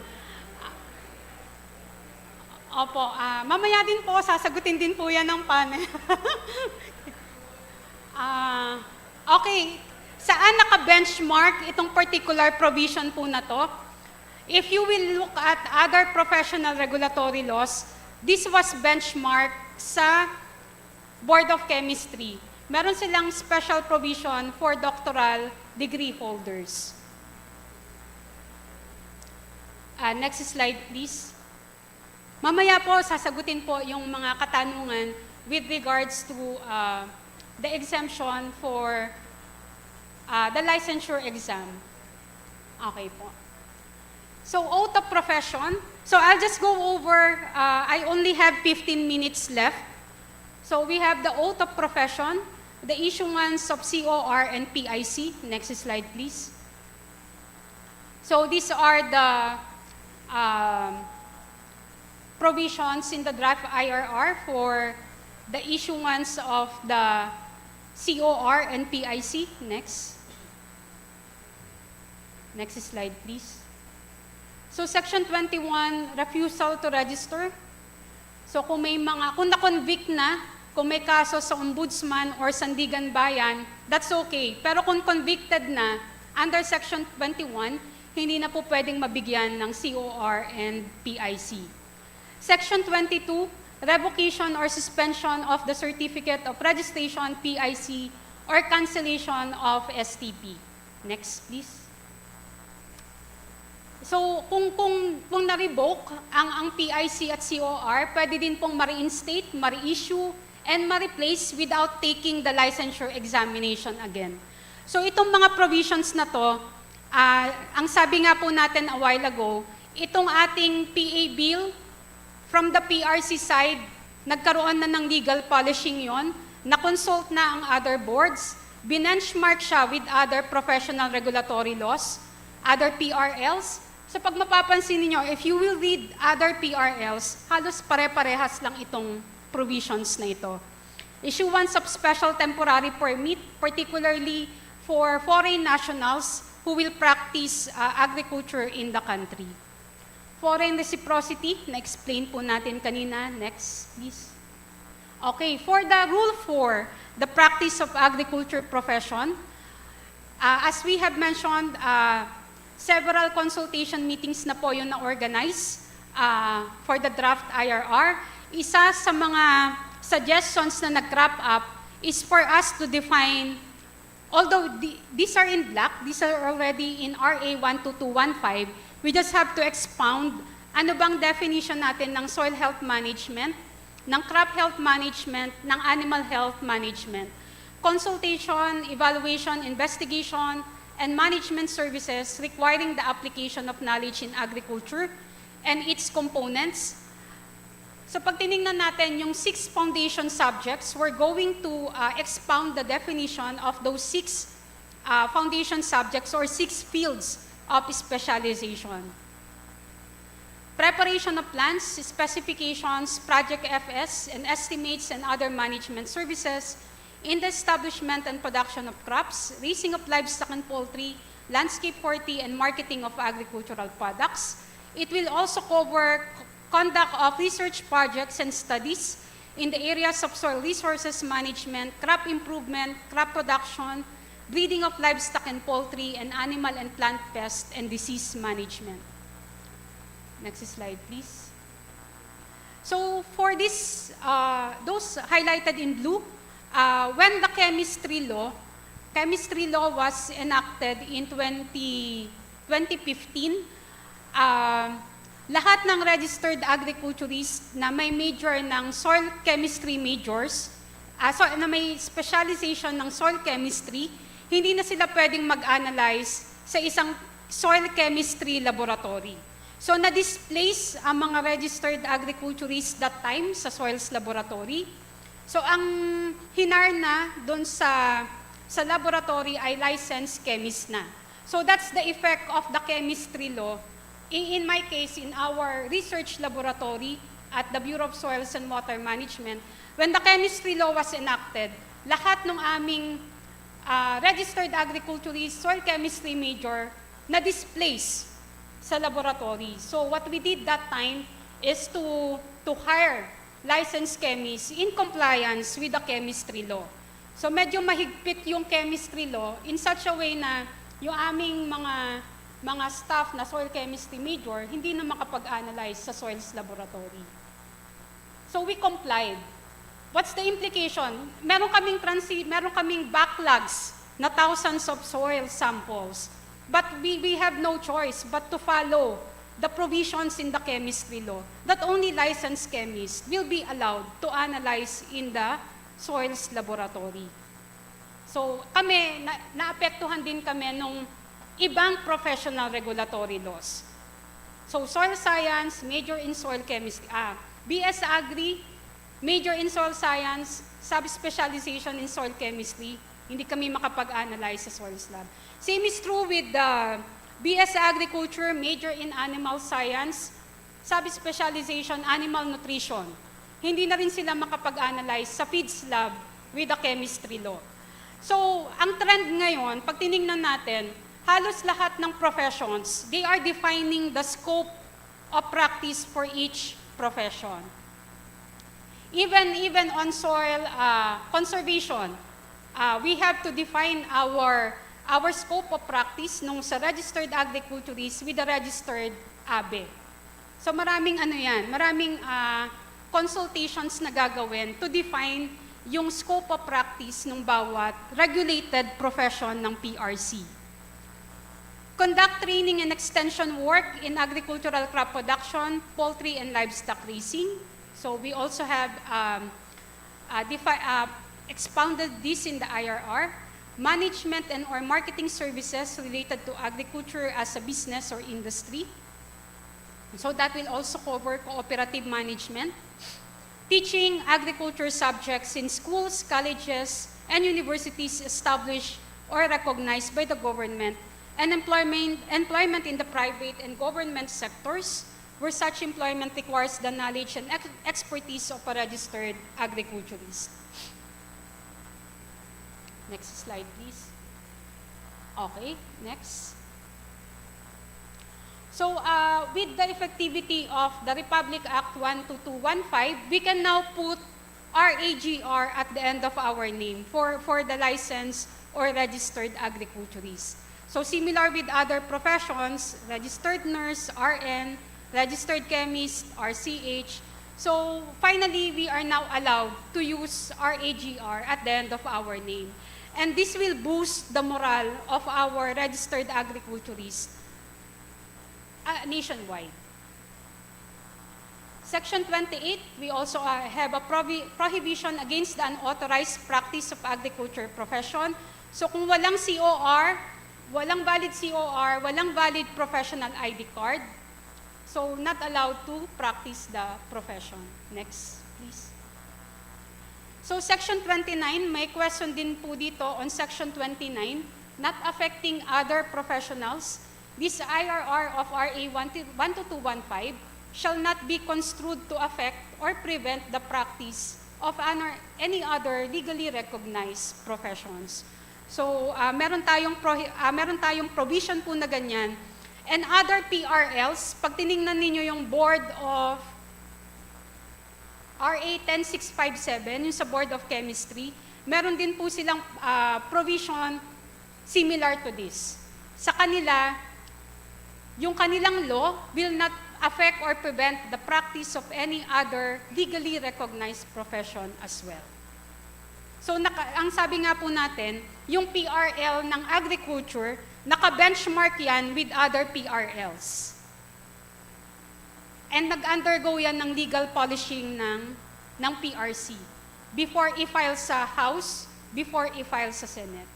So may clearance yan from the Professional Regulations Commission, and sila yung nag-check ng mga provisions kung consistent ba siya with other professional regulatory laws. Next, Section 30 is on the prohibition of against the unauthorized corporate practice. Next.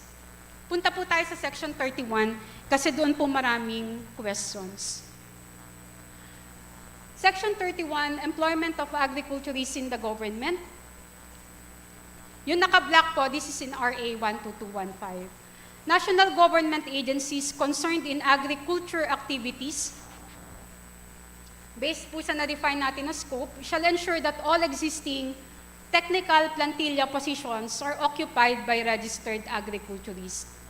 All existing technical plantilla positions of provincial, city, and municipal agriculturist offices shall be occupied by registered agriculturists, including all agriculture technical positions therein.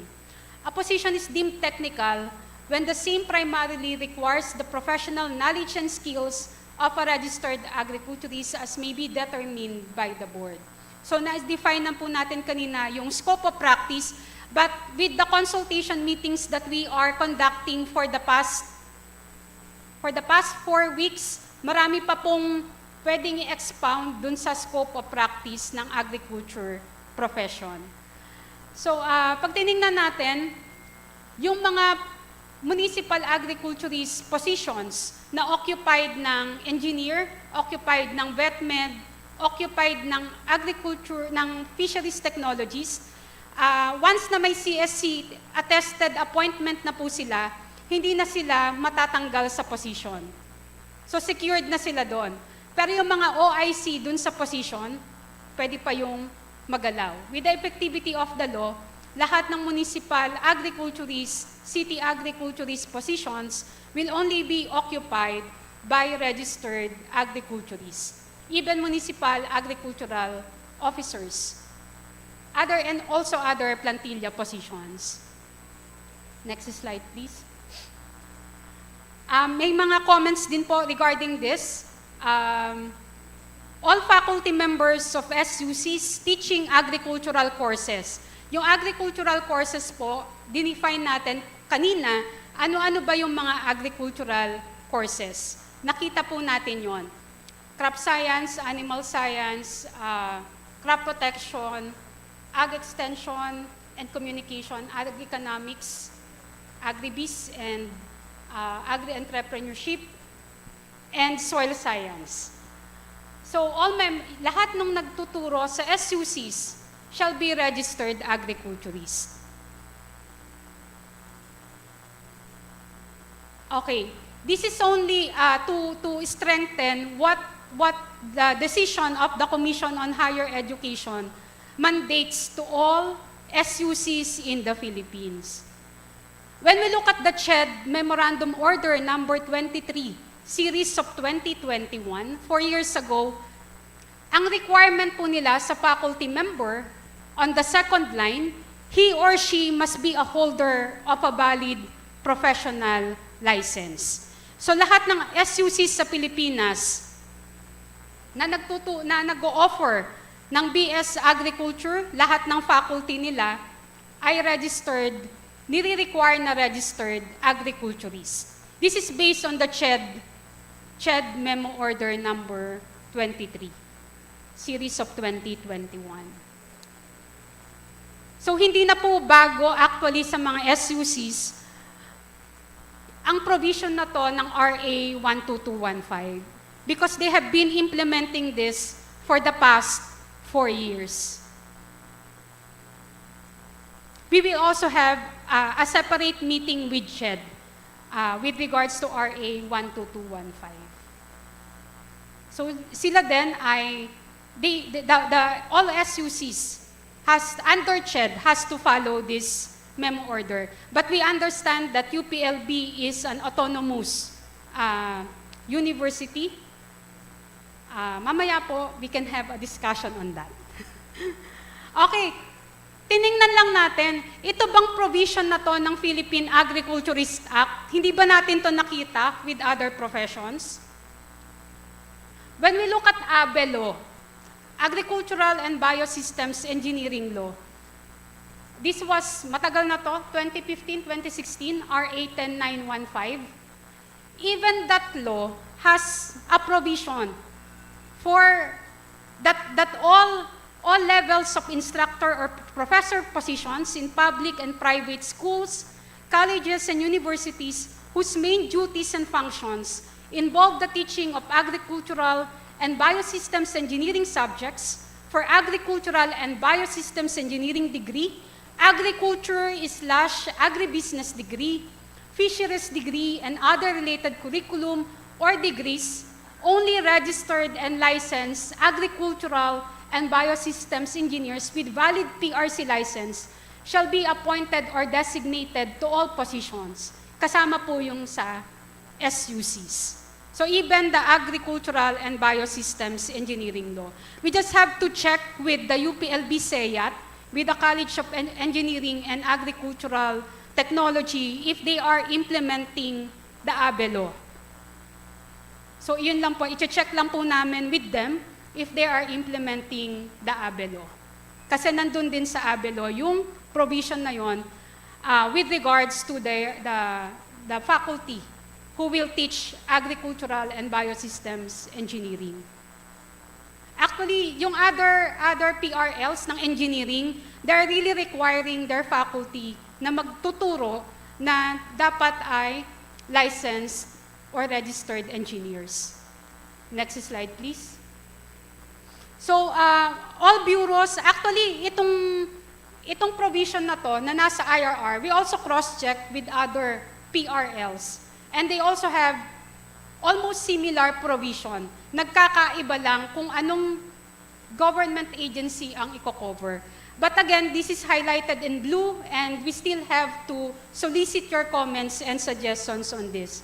So based on the iOS 2018 of the DBM, we have personnel, registered agriculturists working in the following departments in the government: DA, DAR, DNR, DOST, DepDev, and other departments that shall be established under the National Government Right Sizing Program.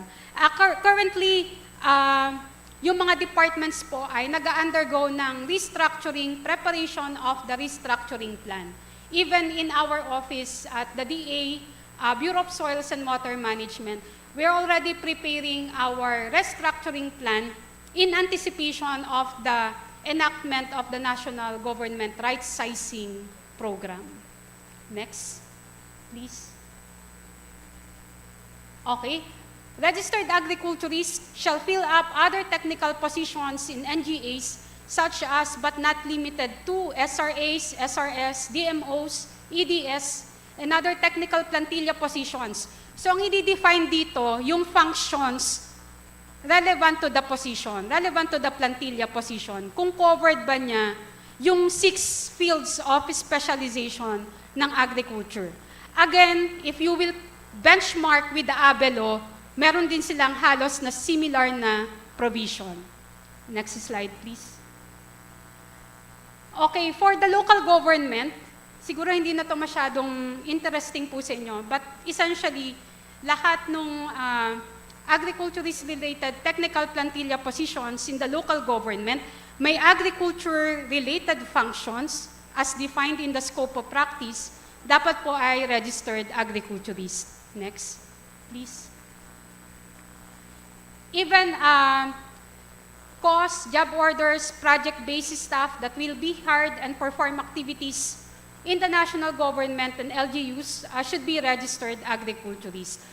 Yung job orders, there's someone last week during the Mindanao-wide consultation workshop, wag yun nang isama ang job orders kasi no employer-employee relationship. So ang isama ninyo ay casual temporary. So bakit naglagay tayo ng kolatilya na to for local government units? Ang worry natin, at ang worry din ng mga taga-LGUs, yung mga local chief executives, hindi nila fill upan yung mga agriculturist plantilla positions. Tama po ba? Mag-hire lang sila ng casual, temporary, until such time na mahintay nila na mag-qualify yung mga hinihintay nilang mag-occupy ng position. And pangalawa, bakit natin nire-require na agriculturist din? Kasi karamihan ngayon ng mga LGU personnel, pag umikot kayo sa iba't ibang LGU sa Pilipinas, ang nag-occupy ng municipal agriculturist o yung mga ag technicians, ag technologists, agriculturist position sa local government, iba-iba yung course. May physical therapy, may nursing, may teachers.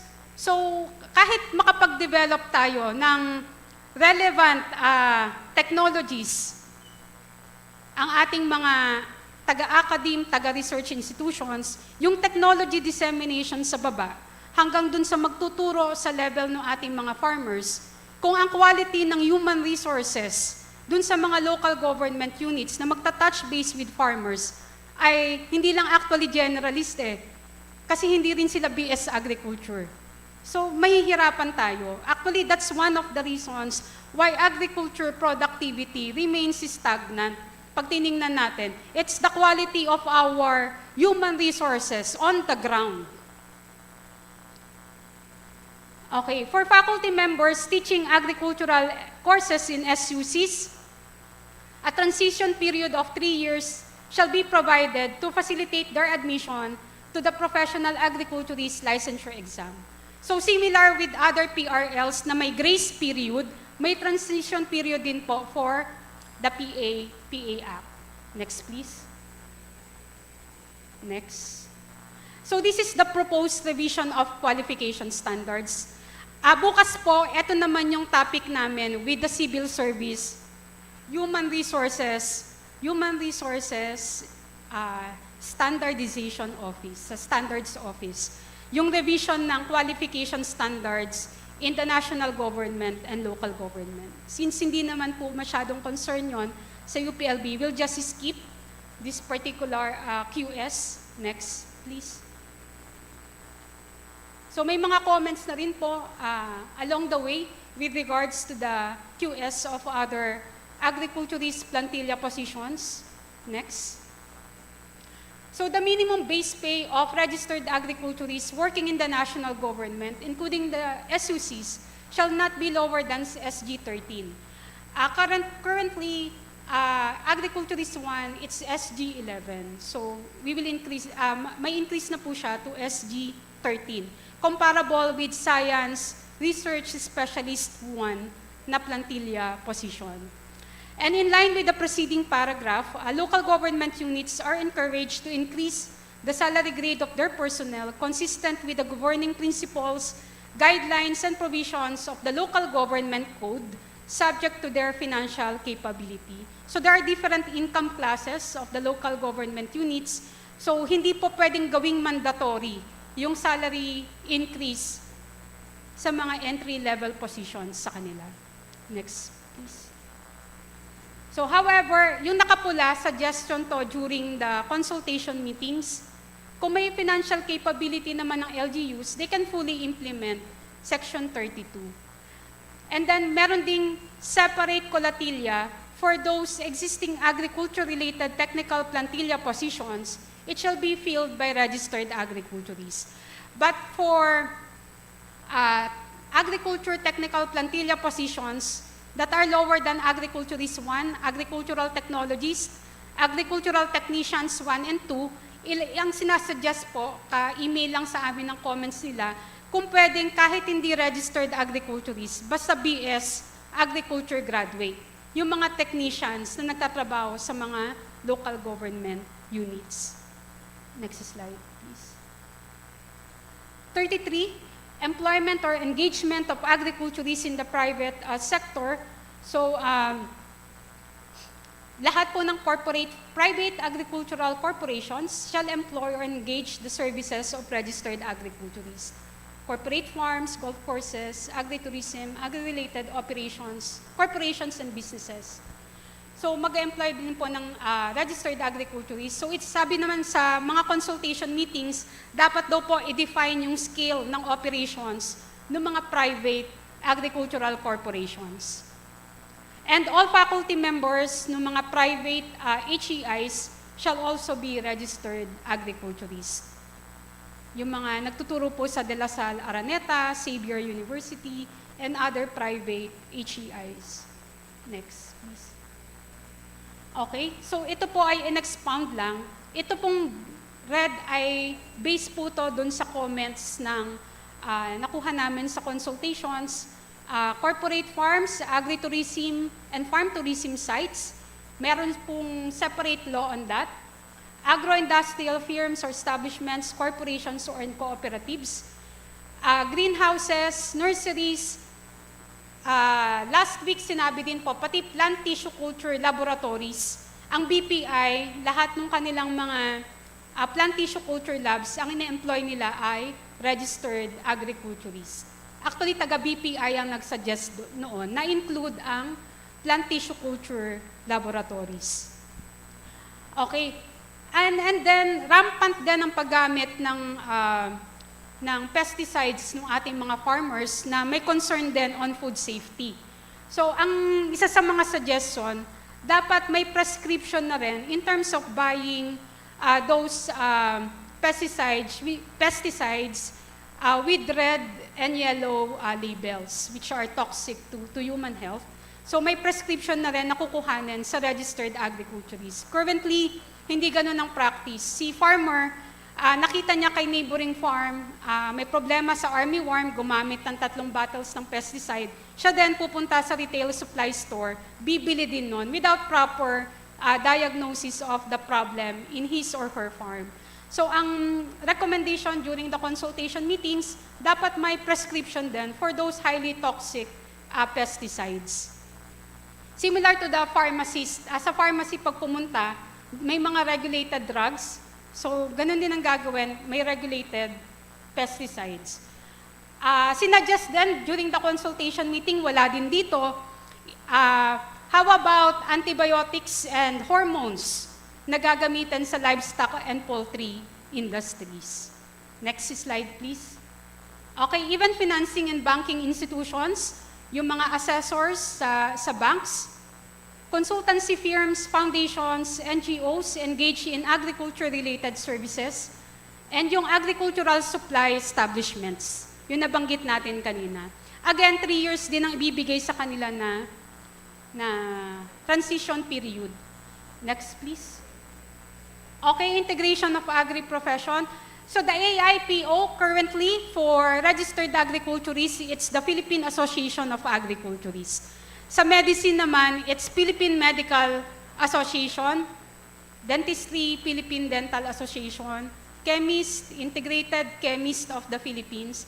So bawat profession may AIPO that will promote the welfare of the registered professionals in their particular profession. Next, please. And then we have the Code of Ethics and Code of Technical Standards. And then the Continuing Professional Development Program, or CPD.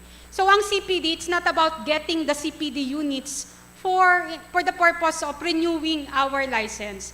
The purpose of the CPD units is to enhance our technical and professional competence nung isang registered professional. Lagi itong misconstrued tong CPD na akala nila they will need to pay more to get the CPD units. So maraming libreng conferences, webinars, seminars, particularly ng ATI na nagbibigay ng CPD units. So there are different avenues to get the CPD units. But ang purpose nito is for us to be updated with the recent trends and innovations in our respective professions. Next, please. So this is the seal of a registered agriculturist designed by Preslindo Sanchez. Okay po. So may ilalagay na rin na tatatakan ng seal yung iba't ibang documents to be signed by the registered agriculturist. Next, please. Okay. Vested rights, automatic registration of agriculturists. So lahat ng registered agriculturists, automatically, they will be recognized as registered agriculturists with the effectivity of this law. Next. Penal provision. So for those officers or heads of government agencies, private establishments, including sole proprietorship, consulting firms, associations, and organizations responsible for any such violation shall be held equally liable and such other laws as the circumstances may warrant. So, kanino ang question dito? Kanino sila pwedeng mag-file ng complaint? Halimbawa sa local government units, hindi sumunod ang kanilang personnel selection board, nag-hire ng hindi registered agriculturist sa agriculturist plantilla position, kanino sila pwedeng mag-complain? Pwede pong i-lodge ang complaint sa PRC. May investigative functions po ang PRC Board of Agriculture. And sa heads of agencies, magkakaroon din po kami ng separate meeting with DILG officials next week po. In terms of the implementation of the qualification standards. So, ang importanteng kausap doon, CSC and DILG. Next, please. Appropriations. So, as mentioned, this is a PRL. So, ang appropriations will be given to PRC. Transitory provisions. Okay, next. Separability clause. So if any provision, section, or part of this IRR shall be declared unconstitutional or invalid, such judgment shall not affect, invalidate, or impair any other provisions, sections, or parts hereof, but shall be merely confined to the provision, section, or part thereof that is directly involved in the issue upon which such judgment has been rendered. So kung may mga questions on kung unconstitutional yung other provisions, mako-confine lang dun sa particular provision. But the implementation of the whole RA 12215 will continue. Next, please. Okay, repealing clause.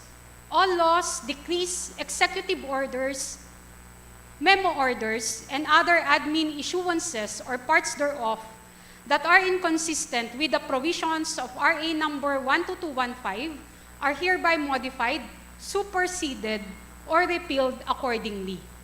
So may mga earlier laws that have been enacted,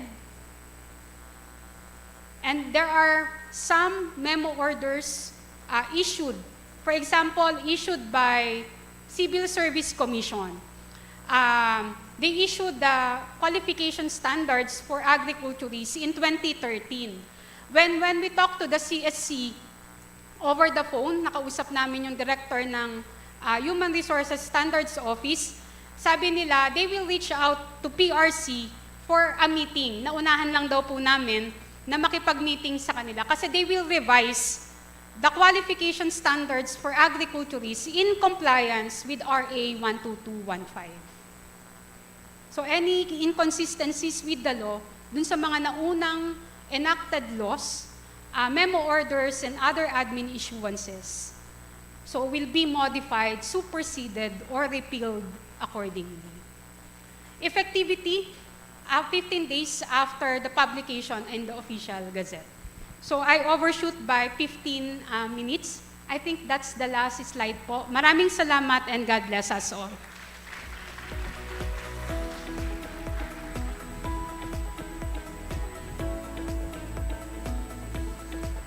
Thank you po, Dr. Bautista, for the comprehensive and enlightening presentation. So ayan, before we open the floor for questions, clarifications, and insights from the audience, we would like to recognize the presence of our Vice Chancellor for Academic Affairs, Rolando T. Bello. Administration, I'm sorry.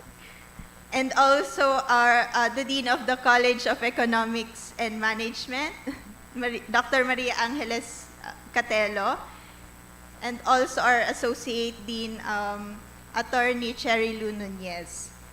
And also our participants on site, we have 160 participants here in REDREC. Yay. And 125 participants in Zoom, and 126 participants on Facebook Live. Ayan, dito na po tayo sa exciting part. So to moderate our open forum, we have with us Assistant Professor Jenny F. Lapina, Chair of the Department of Agricultural and Applied Economics, College of Economics and Management. May we also have on stage Dr. Karen Salandanan Bautista, Dr. Fernando Sanchez, the current PAA President and former UPLB Chancellor, and also Dr. Roberto Ranyola, the Chairman of PAA and previous Vice Chancellor for Administration. We also have here Dr. Emma Sales from the Professional Regulatory Board of Agriculture, Dr. Maria Eden Piadoso, and Dr. Ramon Oliveros, and Dr. Rosalinda Lapitan to answer our questions. Professor Lapina, the floor is yours. Sorry, I had to move some of the chairs a little bit. Some technical arrangements here. So again, thank you, Dr. Karen, for that, lengthy presentation, which is, as you said, there will be a lot of questions today, but it's a good opportunity for everyone. Let me just get myself ready. I think some questions are already coming up. I'll call Prof. Quilloy, then after Prof. Quilloy, Prof. Contreras. Yeah, Prof. Quilloy. We'll go ahead, no, because there are many questions. I'll just go straight. Yeah, I'm Prof. Quilloy from the Department of Agricultural and Applied Economics. Dr. Bautista. Hello, Doc. I have a question for you. I have two questions. Number one, but before my question, I would like to preface it with something like this. No, it seems that you're on top of everything here, on the drafting of the act and on the drafting of the IRR. So here's my question. Number one, what is agricultural economics? And also, what is agribusiness management, Dr. Bautista? Yeah, I'm asking you, Dr. Bautista. I'm particularly directing it to Dr. Bautista because I felt kanina during the presentation that she was on top of everything. So why would you include something in the act that you don't know? So Dr. Bautista, what is agricultural economics or what is agribusiness management? Okay, Based on your understanding. Okay, thank you, Dr. Quilloy. Quilloy. Yeah. For that question. First, I would just like to clarify that this particular IRR is a product of the joint. No, Dr. Bautista, I'm referring to the act. I'm referring to the act. Yes. Yeah. The whole Yeah. Philippine Agriculturists Act, Yeah. including the implementing rules and Yeah. regulations, it's not a product of one person Okay. only. This is a product of the Joint Technical Working Okay. Group, the PRC-PRD. So can any of you answer my question, Association Dr. of Bautista? Agriculturists. Can any of you answer my Yes. question? What is We can- agriculture economics? Yes. I will refer you to Dr. Ranyola. Okay, He's Dr. part Ranyola. of the technical working Yeah, group. okay. So Dr. Ranyola, what is agricultural economics? I am an agricultural economist. Yes, sir. You know, this is one of the foundation courses. If you were not here yet, when agricultural economics was one of the departments in the College of Agriculture. Yes. Yes, sir. Now, this is one of the important specialties in agriculture. That's the reason why it was included. It's not because that's the reason why it's called agriculture economics. Yeah. I'm asking that, sir, because we need a definition. Kasi sa atin, when we were taught in BS program, we defined agricultural economics as the branch of economics that studies how scarce resources are allocated in the production, distribution, and consumption of agricultural products. That's how we defined it. We define agricultural economics as a branch of economics, not as a branch of agriculture. The same thing with agribusiness management. Agribusiness management is not a branch of agriculture, but it's a branch of management. It's an application of the management techniques or tools or theories. So that's why I'm asking this question. Because I feel personally that there's some sort of misalignment of definitions here. Okay, thanks, Prof. Quilloy. So those are the first questions that came up. So the definition of agricultural economics and agribusiness entrepreneurship. Sir Contreras. I'm Dr. Contreras. I'm from the School of Environmental Science and Management. But I'm a political scientist by profession. It is a profession, even if it's not licensed. Because not all professions are licensed. You know, when we talk about engineering, there are engineering that are not licensed, like IT. But I'm not going to talk about that. I'm going to talk about the Constitution.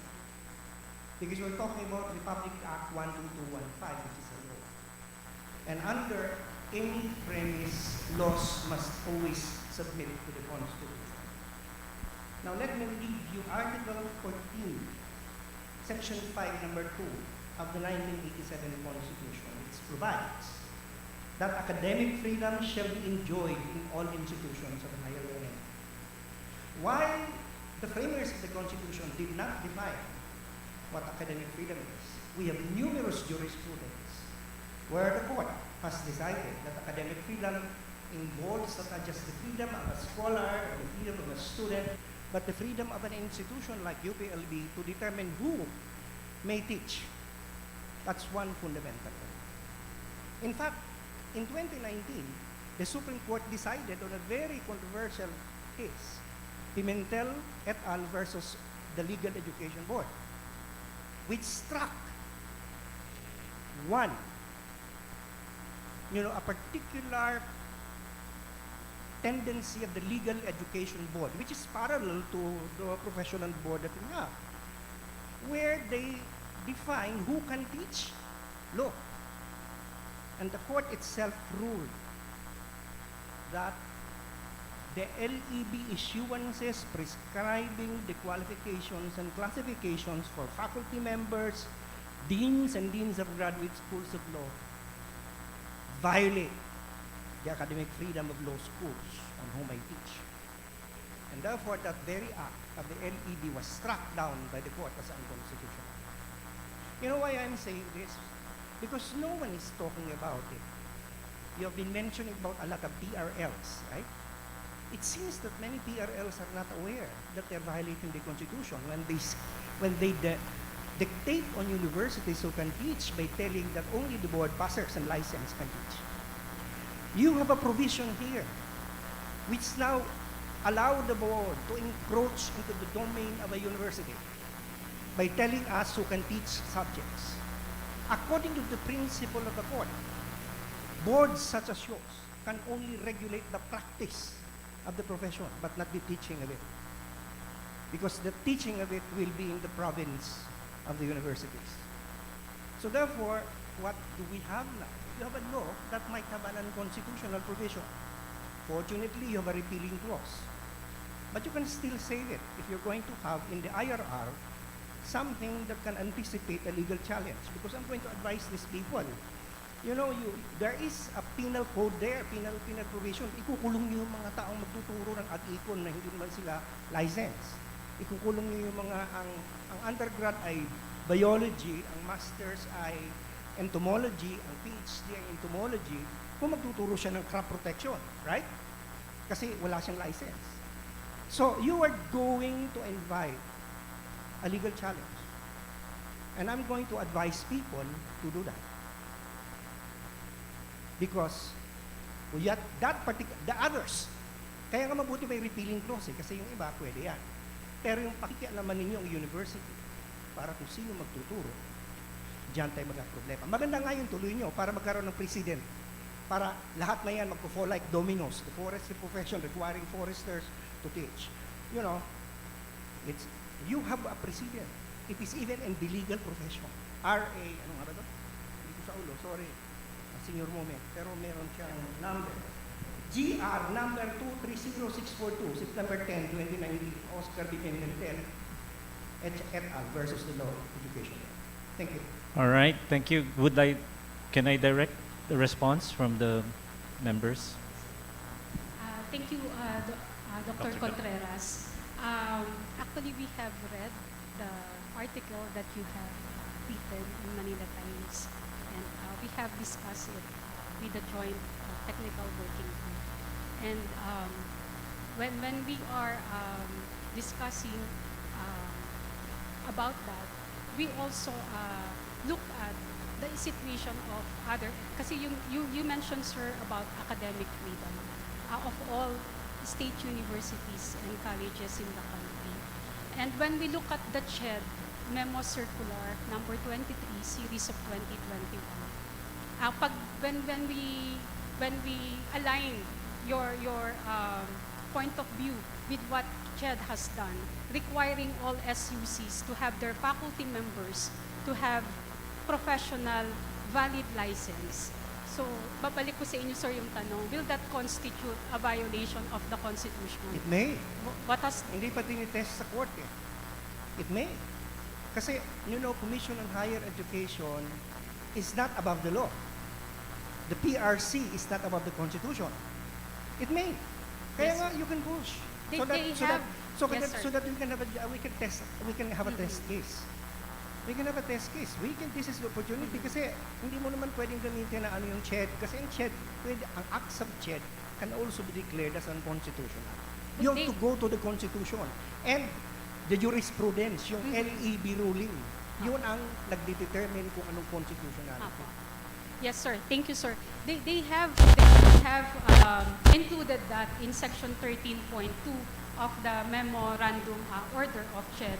And they have been implementing that for the past 4 years. And so far, all SUCs are complying with the requirement for the faculty members. They have put that qualification for the faculty members to have a valid professional license. So, sir, we will also have a one-on-one meeting with CHED.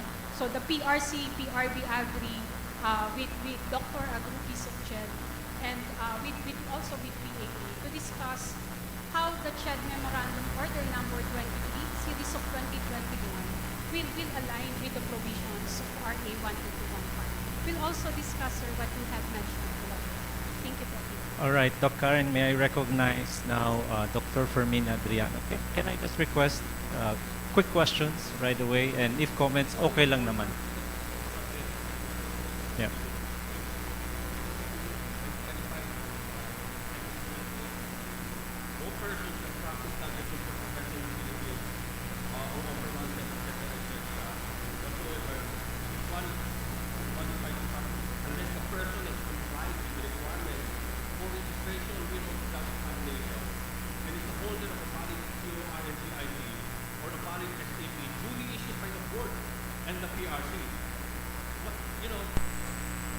Violation of this provision will subject the person to pecuniary penalty in possible value of the practice of the profession. The amount and benefit will still have to be applied to my case and having offered thousands of times my observation and analysis of the challenges facing agriculture sector. Enforcement of the law means that I'm no longer legally allowed to share and practice my expertise on agriculture if I did not take the examination or obtain an official exemption from taking the examination and they not duly registered as part of the National Organization of Practitioners. But it's really verifying. It's an infringement of the freedom of speech. In short, sharing my views on what is or what best for our research development should be and so with the thousands of agri-entrepreneurs who learn agriculture to a quick and in a long experience in agribusiness. They may now be in trouble if they share the experiences of consultant advisors in government or the private sector if this law is enforced. That is an infringement of the freedom of the speech. And the problem with all of these things that you're looking is you're looking it from the supply side. You're not looking it from the customer side. You're trying to protect your profession, your culturalists, but you're not looking after the welfare of the consumer side. We're trying to competition lawyer is telling me that if I want to make a good law, I will bank on the analysis of economy because they know how the market works. It's a market-oriented economy. If you look at it from the market-oriented point of view, rather than from your seller's point of view, secondly, one, it is really beyond my imagination what the proponents of this law was thinking when they pushed for enslavement. I'm pretty sure that you have academicians and intellectuals. So, but I want to understand the theory of change that you are trying to advocate in this law, in the passage of law. What is the theory of change? Do you want to improve productivity of agriculture? Do you want to modernize Philippine agriculture? Is this the answer to modernizing agriculture? Do you want to address the poverty in agriculture? Simply put, what is the problem? And an understanding of it that you're trying to address. You don't have a theory of change. You're academicians. Assuming that you know the problem, will this law apparently address the problem? I take the answers to my question regarding what motivated you. It's really in sections 31 and 33. You want to raise compensation for the agriculturists. You want to create a board that will have perks and authority to be able to determine what needs to be done in the profession. You basically want to have a monopoly of the profession. And have a nice office, research assistants, in a swanky office, in one of the, nice buildings in Metro Manila. It's a drain on the economy, and it has nothing to do with the problem of the agricultural sector. All right, so let me rephrase that in simple terms. I know that it's a very heated discussion here, but our objective is to really understand, and that's why we have our guests here today, and provide an avenue to answer those questions. So let me reframe that question. The question is really, what is the problem that the law is actually trying to address? I think that's a very valid question, right? So may I present it to the members here in front? Sir, thank you po. Thank you po, Yusek Adriano, former Yusek Adriano, on that comment and suggestion. So the basic question that any PRL or professional regulatory law is trying to address is the enhancement of professional and technical competence of a registered professional. So basically, the quality of human resources of the agriculture workforce. That's the basic question that we are trying to address in this PRL for the agriculture profession. So with that, we have mentioned a while ago, sir, that most of the technologies generated by our researchers from research institutions, we have several generated outstanding technologies, but the problem is the quality of human resources that will disseminate those technologies on the ground. And that will be covered by this PRL. Considering that right now, if you will go around the LGUs na banggit natin kanina, most of the agriculturists working there are not even BS agriculture graduate. It's not even a question of if they are registered or not. Ang question nga po natin, kung BS agriculture graduate sila, kahit nga po walang major, basta BS agriculture graduate, yung nag-work doon, hindi pa din.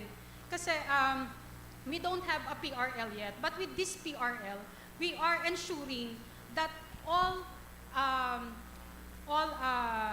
personnel working in the national government, in the local government, in the private sector, in the academe, will need to ensure or will need to regulate the qualifications of those personnel. And that's the objective of PRC. That's why 45 professions regulated PRC, they have their own professional regulatory law. And nahuli na lang po itong PRL of the agriculture profession. But in a nutshell, we're addressing, sir, the quality of our human resources in the agriculture workforce. All right, so thank you for that. So it's about the quality of the human workforce that we're trying to address through the particular law.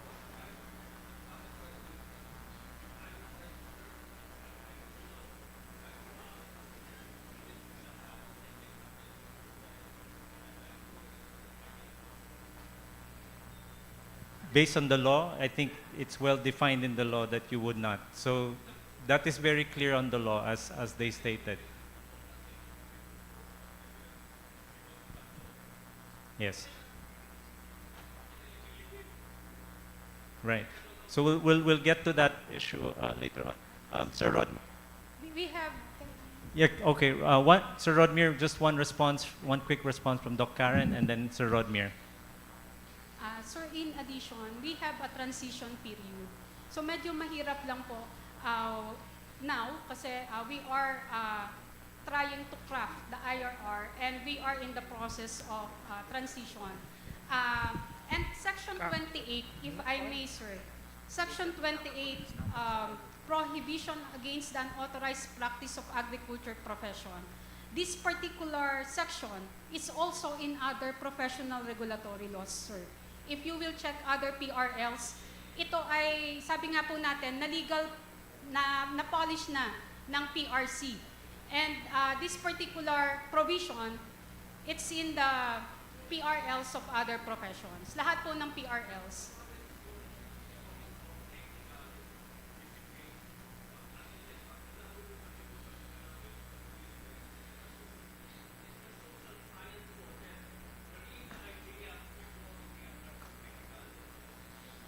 Yeah. All right. So duly noted, sir. I'll summarize all those points later on. We'll Noted. discuss po sa PWD, Yep. sir. Sir Rodmir? Good afternoon. Kakambil ako ng konti and I would like to congratulate the proponents kasi the effort of professionalizing the sector. No? But my concern po is the transdisciplinary of the agriculture. Agriculture as a profession and agriculture as a discipline or a academic discipline and a body of knowledge. I remember last month, nag-AUN certification po kami. No? Ang first question nung, ano tawag sa kanila, examiner, no?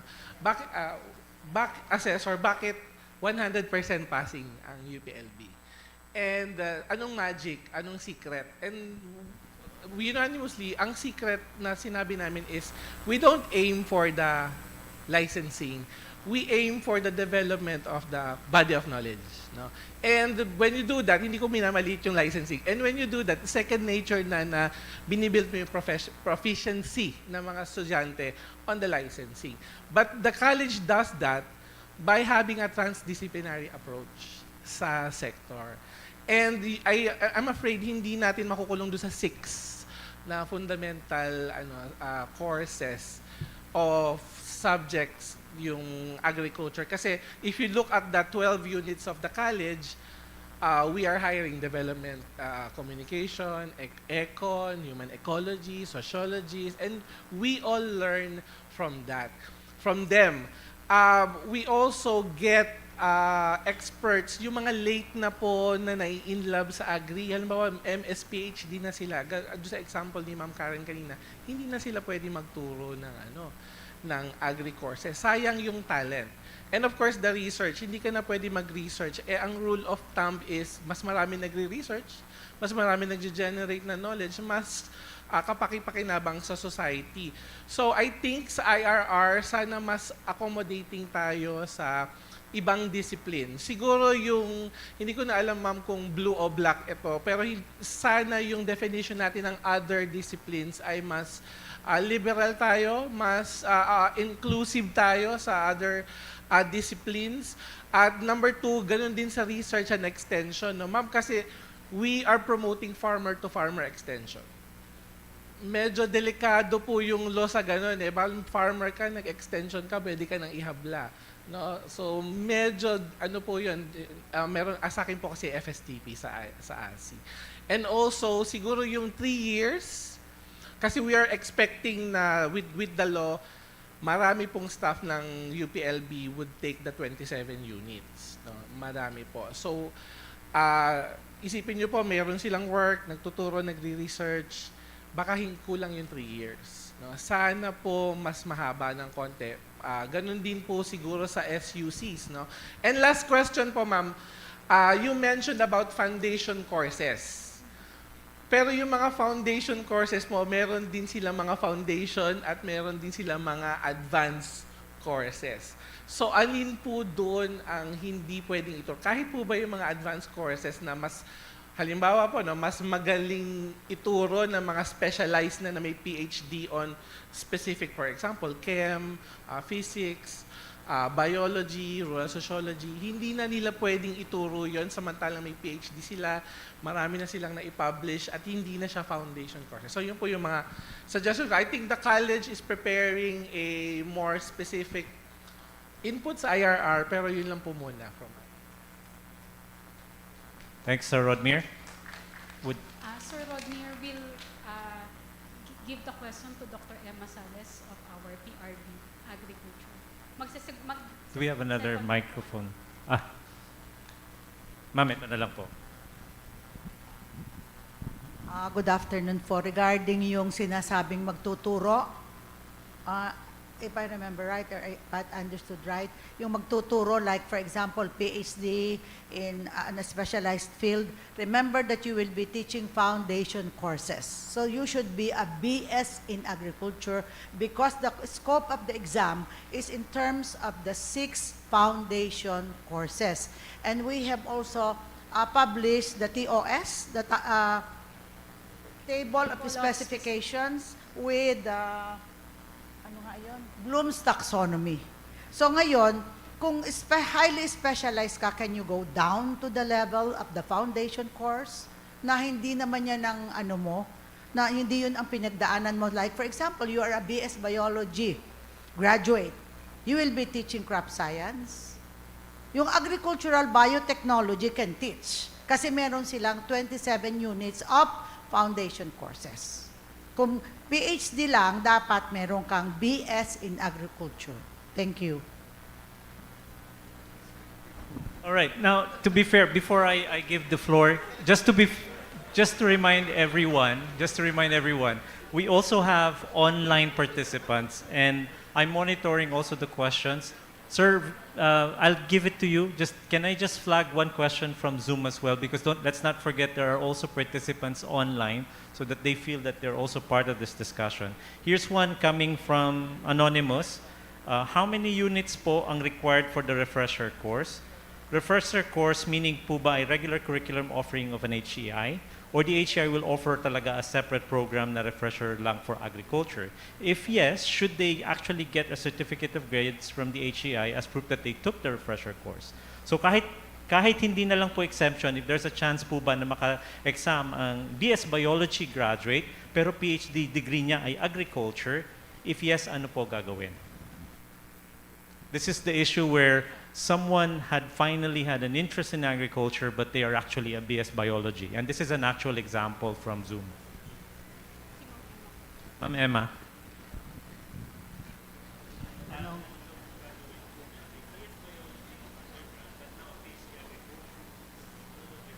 He has to take the 27 foundation courses.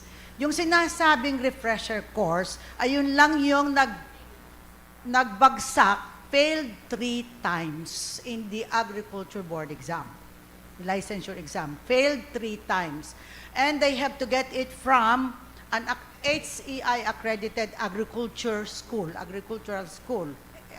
CHED accredited. And they, of course, they have to get the grade.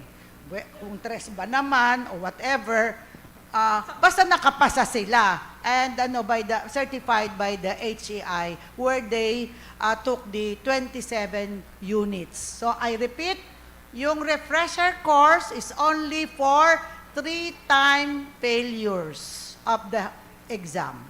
So a BS Biology, PhD, will also have to take the 27. You know why we crafted this? We have to protect the profession. Kanina ko pa gusto itong sabihin eh. We have to protect the profession.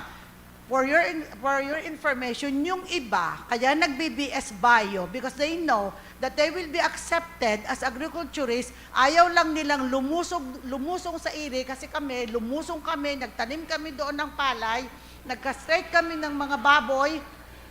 They will not undergo that. Tapos kaming nag-undergo that difficult 5 years. 5 years kami with Dr. Eden. 5 years kami noon. Then aagawan kami ng BS Bio. That's unfair for us. That's very unfair for us. 5 years kaming nagpakahirap. Lumusong kami sa iri. Hanggang dito ang putik. Okay. Ang BS Bio hindi. All right. Ma'am, you can hold that mic because I have another microphone here. So before, I promised 2 questions online, then I'll call Sir Vilancio, tama ba? Just one more question from online. Let's go to the easy questions to sort of relax. Everybody, can we just relax? I know that we're all passionate about this. Remember, we want to move a way to move forward constructively. All right, let's settle down. Let's settle down. Another easy question from online. All right, let's settle down first. I know everybody wants to share their view, but can we settle down a little bit? Yeah. We'll give everybody a chance. If I may ask other participants, go straight to the question so that many more can really ask questions because let's take the opportunity. Again, let's thank our guests. They're actually here to answer these questions. All right?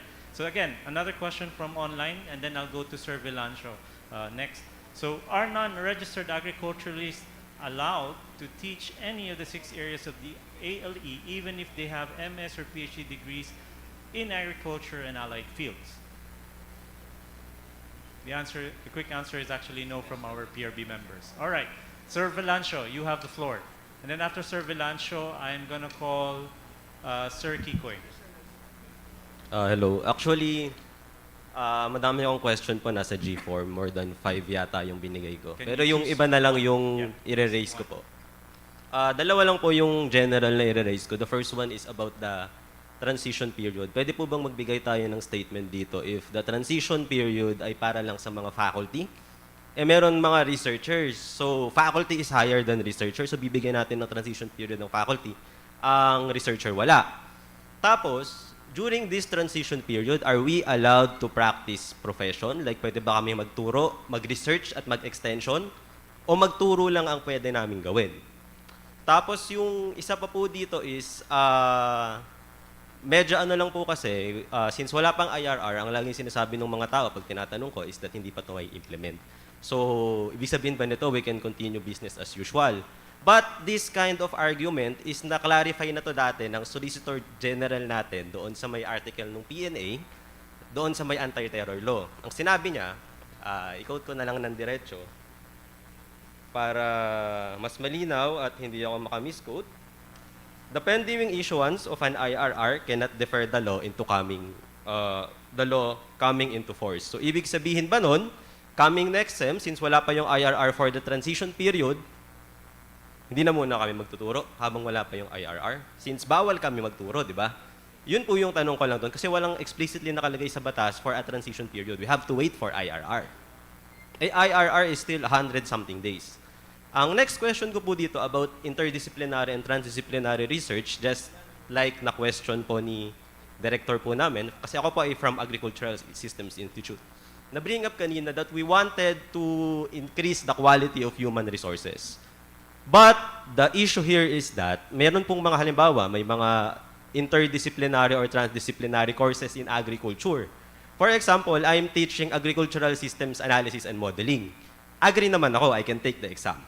But if I wanted to increase the level nung course na yon, or if we're developing MS courses sa agricultural systems analysis and modeling, definitely I will have to collaborate with computer scientists, agricultural engineers, social scientists, kasi it is an integrative course. Of course, you need the 6 foundational courses to model agriculture. But, makikipag-collaborate ako sa kanila tapos hindi sila pwede magturo. Because it is an agri course. It will become AGSIS 200-something. Or if I want to improve AGSIS 146, Agricultural Systems Analysis and Modeling, I cannot collaborate with computer science. So I cannot apply machine learning, I cannot apply AI for the revision of AGSIS 146. Also, madami sa mga researchers na magagaling sa interdisciplinary research in agriculture may not be licensed agriculturist or cannot take the licensure exam ng agriculture. For example, meron bang, kunwari na, merong isang magaling na PhD na ang discipline niya ay, for example, nasa social sciences, but gusto niyang mag-propose ng interdisciplinary research in agri. Dapat ba mag-step down siya from the research head? Dapat ba ibigay niya to sa iba kahit na siya yung nag-propose na? Or pwede ba na yung studies lang na specific to agri ay agri yung mag-handle? Okay. Yun po yung question. Alright, so let me, Ma'am Okay. Karen first, and then... Okay po. Regarding the... tama po kayo doon, the law has been effective already. It's June 17, 2025, 15 days after the publication sa Official Gazette. So it's already effective. So yung question po ninyo regarding doon sa makakapagturo ba o makakapag-research, pag tinignan po natin, na-mention din kanina, if a particular personnel has a CSC attested appointment, so may security of tenure siya. Kung may security of tenure, he can sa kanya pa rin yung position, he can function as a professor or as a researcher nang hindi siya mag-worry about about his or her responsibilities. So, ang question ngayon, what if hindi ako tenured? Ako ay project-based na staff. So, kung project-based na staff, may transition period tayo for faculty members. Dun sa mga non-tenured faculty members, transition period na 3 years. maganda po yung ni-raise nyo kanina regarding the researchers naman. Hindi kasi yung na-capture ng IRR. So we will consider that in the review of the draft IRR to consider those project-based researchers who don't have the CSC-attested appointments. Regarding dun sa interdisciplinary research, we recognize po, halimbawa, sa agricultural systems and modeling, you need to collaborate with data scientists, with social scientists, with other disciplines. Hindi po pinipigilan ng law yung collaboration with other professions because we recognize the importance of doing interdisciplinary and transdisciplinary research. So, but maganda po yun na point out ninyo, yung transition period for researchers. Hindi po yun na-capture ng current draft of the IRR. Instruction of the interdisciplinary. Yes po, we will also address that po, sir, sa technical working group.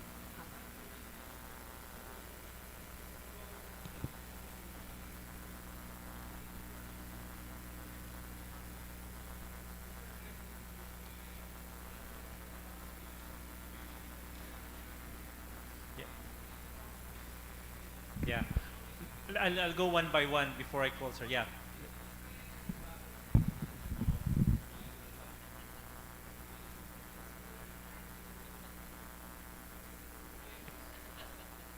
It's related kasi tinitingnan lang nyo from teaching or what the profession. But in the implementation you're talking about, when you go to high-tech agriculture, you know, drone technology, satellite technology, these are not agriculturists. Do you mean to say that the Department of Agriculture or any agri-related or environment cannot hire anymore these people because they're not agriculturists? I mean, that's so short-sightedness. It's so myopic because you're trying just to protect your own profession and monopolize it. You're not looking at it from the market perspective. Yep, I promise, again, quick questions, but before I go to Sir Kikoy, I promise Sir Kikoy, and then I'll go to Bond from cooperatives. So, Ma'am Karen. Okay, thank you, Sir Jenny. We recognize your point, sir. For example, for those, I'm from the Bureau of Soils and Water Management. We have plantilla positions for not really registered agriculturists, but they are doing remote sensing work, GIS works. So, although they have the plantilla positions, we need to define the scope of functions of those plantilla positions. Hindi naman po, porket nasa BSWM yung personnel or nasa DA, we will require them to be registered agriculturists. There is a certain level of respect for other professions, sir. It's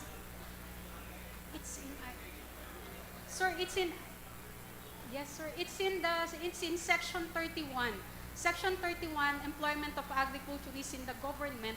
There's a certain provisions there for those who have plantilla positions that are not agriculturists, yung name ng plantilla like science research specialists, EDS, other science research assistants, titingnan po doon yung scope of function, sir.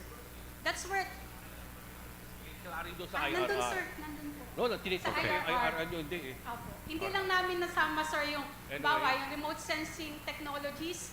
Hindi na talaga namin sinama, sir, yon kasi it's data science, sa amin, sir, sa data science na yon na site.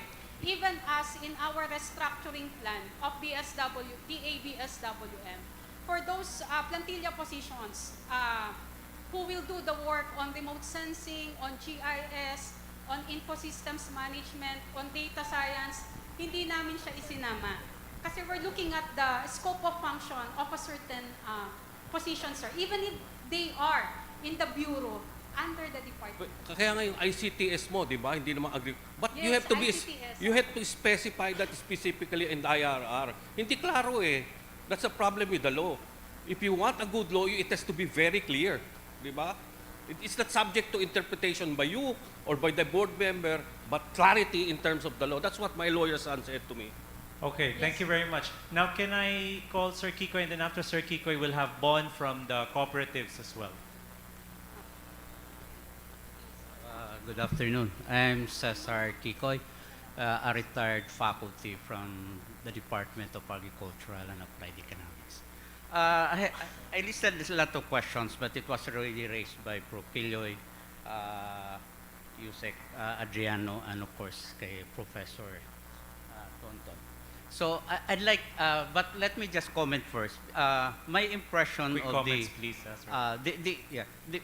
my impression of this law is that you are forcing us to revise the curriculum such that the end product should be a board passer for us as an ag economist. Okay, but we have our own goals in developing this. We have a specific product, our outcomes to be produced after 4 years, not necessarily passing the board. It was never been a consideration in developing the program. But my specific question really, maybe I could address to my former colleagues. I can speak as to Ag Econ and Applied Economics. I don't want to touch the agriculture and agribusiness. Dr. Anyola, who is my former advisor in my graduate program, and of course, Dr. Piadoso also. When you talk, Dr. Emma mentioned in terms of foundation courses. Ang Ag-Econ kasi is also, although before as explained by Dr. Anyola, is part of the agriculture and it is a foundation course. But it evolves already as a discipline. Now, in the question now is in determining what is a foundation course and what is that specialist course in Ag-Econ. Ano yun? For example, a foundation course when you talk of Ag-Econ. What are the foundation courses of Ag-Econ? So that, because I don't know if in my colleagues now, my former colleagues, they're board passer or maybe qualified to teach. So maybe in the next 3 years, the department will try to stop teaching kasi kulong ka eh. My goodness. Okay. All right. So yun ang Can I kasi. give the floor to Sir Ranyola to answer? Actually, you know what? All these discussions we've been discussing it. You know, these are issues that we've raised among ourselves. You know, I fully understand, and I can feel what you feel. That's the reason why, you know, the discussion seems to be very tensed, even from the very start. But there are questions, for example, why we have to force our graduates, econ students, to take the course. They're not forced to. It's their choice. The only thing is, if they don't have this, they don't have the license. They cannot take any of the positions in agriculture. For example, yung mga municipal agriculturists, provincial agriculture, etc. Wala di sa makuha. Now, the other questions that were raised, basically, kasi nung ito ay dinidiscuss, we looked, technical working group looked at the other professions also. No? Actually, yung mga kine-question nyo, these were the provisions also in the other programs. So, we thought that's something that is already accepted, etc. So, it was just copied from there. Now, of course, I know the reason why those questions are raised. Kasi if I were in your position, I would feel the same way. Kasi ganun din ang aking nararamdaman when we were talking about it. But that's the reality of it. Now, really, the reason why we are holding this is not really to argue so much because there's already the law, right? There's the law. There's nothing to argue about it anymore. What we would like to hear from you, is to solicit your suggestions on the IRR. Now, when we implement the law, that's what I keep saying. When we implement the law, there's loopholes in the law, etc. We would like to get all this, and we will work for the amendments. Marami nagrereklamo actually sa mga LGUs, etc. For example, why yung minimum grade level ay 13 ay sa sa mga mga provincial lang ata yan, may yaman na mga yung mahihirap wala. And then also, yung position of an agriculture position is not mandatory. compared to engineering, etc. So that's what we've been trying to work on. I know how you feel. We know we've been discussing this. But the purpose actually, and the purpose of the consultation is not really to argue so much on this. We have discussed that already. But ito ang difficulty actually is, it's a bit complex. So what we would like to get from you is suggestions. How can, what can we do? For example, we've been trying to look at ways by which we can extend the arrangement where a number of you can take it without the exam. We'll be looking at ways and means by which you can do that also. Now, a question like, for example, I was thinking, is there any way that we can come up with a provision like what you've been mentioning, that the faculty members for this or that don't have to take the exam? Because that's what you've been raising. We've discussed that also. So there's the law already. There's nothing, that can be done about it, except later on when we have to come up with the main amendments. What we would like from you, and what we've been, going around. In fact, entire month will be meeting, is what are your suggestions on what we can put in the IRR. It's no longer regarding the law. I know there are certain difficulties, etc., like anything, but what are your suggestions on the IRR? That's what I've been asking. All the meetings we had, they've been giving suggestions. But I guess the most, tense discussion seems to be in UPLB and our university. I can understand that. Pero on the others, we'll see. But sa ibang SUCs, wala naman eh. No? Wala naman. Dito lang talaga ang medyo tense. Kasi yung mga other universities, noong after the AFMA law, kumuha na talaga ang mga faculty doon ng license. Kaya ako noon, when I keep coming back, I was talking to Jenny and all, sabi ko, tingnan, try to work it out also. Because I don't want this to be, that when this law is passed, that we'll have difficulty with it. That's what happened. Right? Kasi nga, ngayon, on the questions of constitutionality, we will not argue on that. Because if there's a provision there anyway, if it's proven to be unconstitutional, then it cannot be implemented. What I'm saying, yung portion lang doon, yung gaya na sinabi, not the entire thing. Hindi lang may implement yung certain portions of that na unconstitutional. Yun lang. But that's all we can do. But later on, kung talagang meron tayong makikita ditong provisions that we have to change, then we will work for the amendment. That's all. 5 years after. But that's a given already. There's no more point on, trying to point, because even we cannot do anything anymore. That's the law already. And, these are, the suggestions came from all over.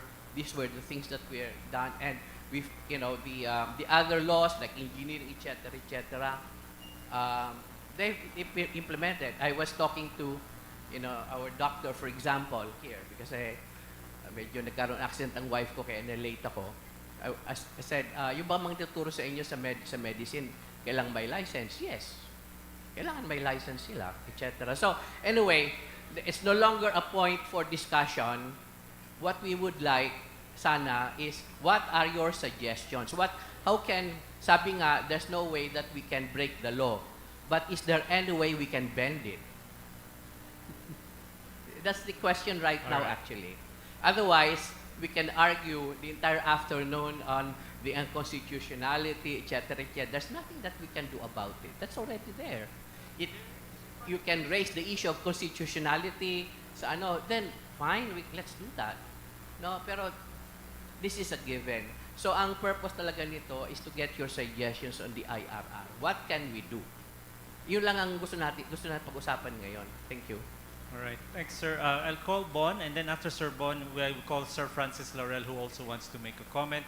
Then after Sir Francis, Ma'am A.D. Shelu, and then Sir Contreras. But we'll go first with Bon from SIDSI. Yeah po, mula po sa hanay ng mga cooperative, agricultural cooperative. So our question and clarification, doon po sa Section 26, the scope of practice of agriculture, nakalagay po kasi doon ay management and or marketing services related to agriculture as a business or industry, provided that these services shall also cover agricultural cooperative management.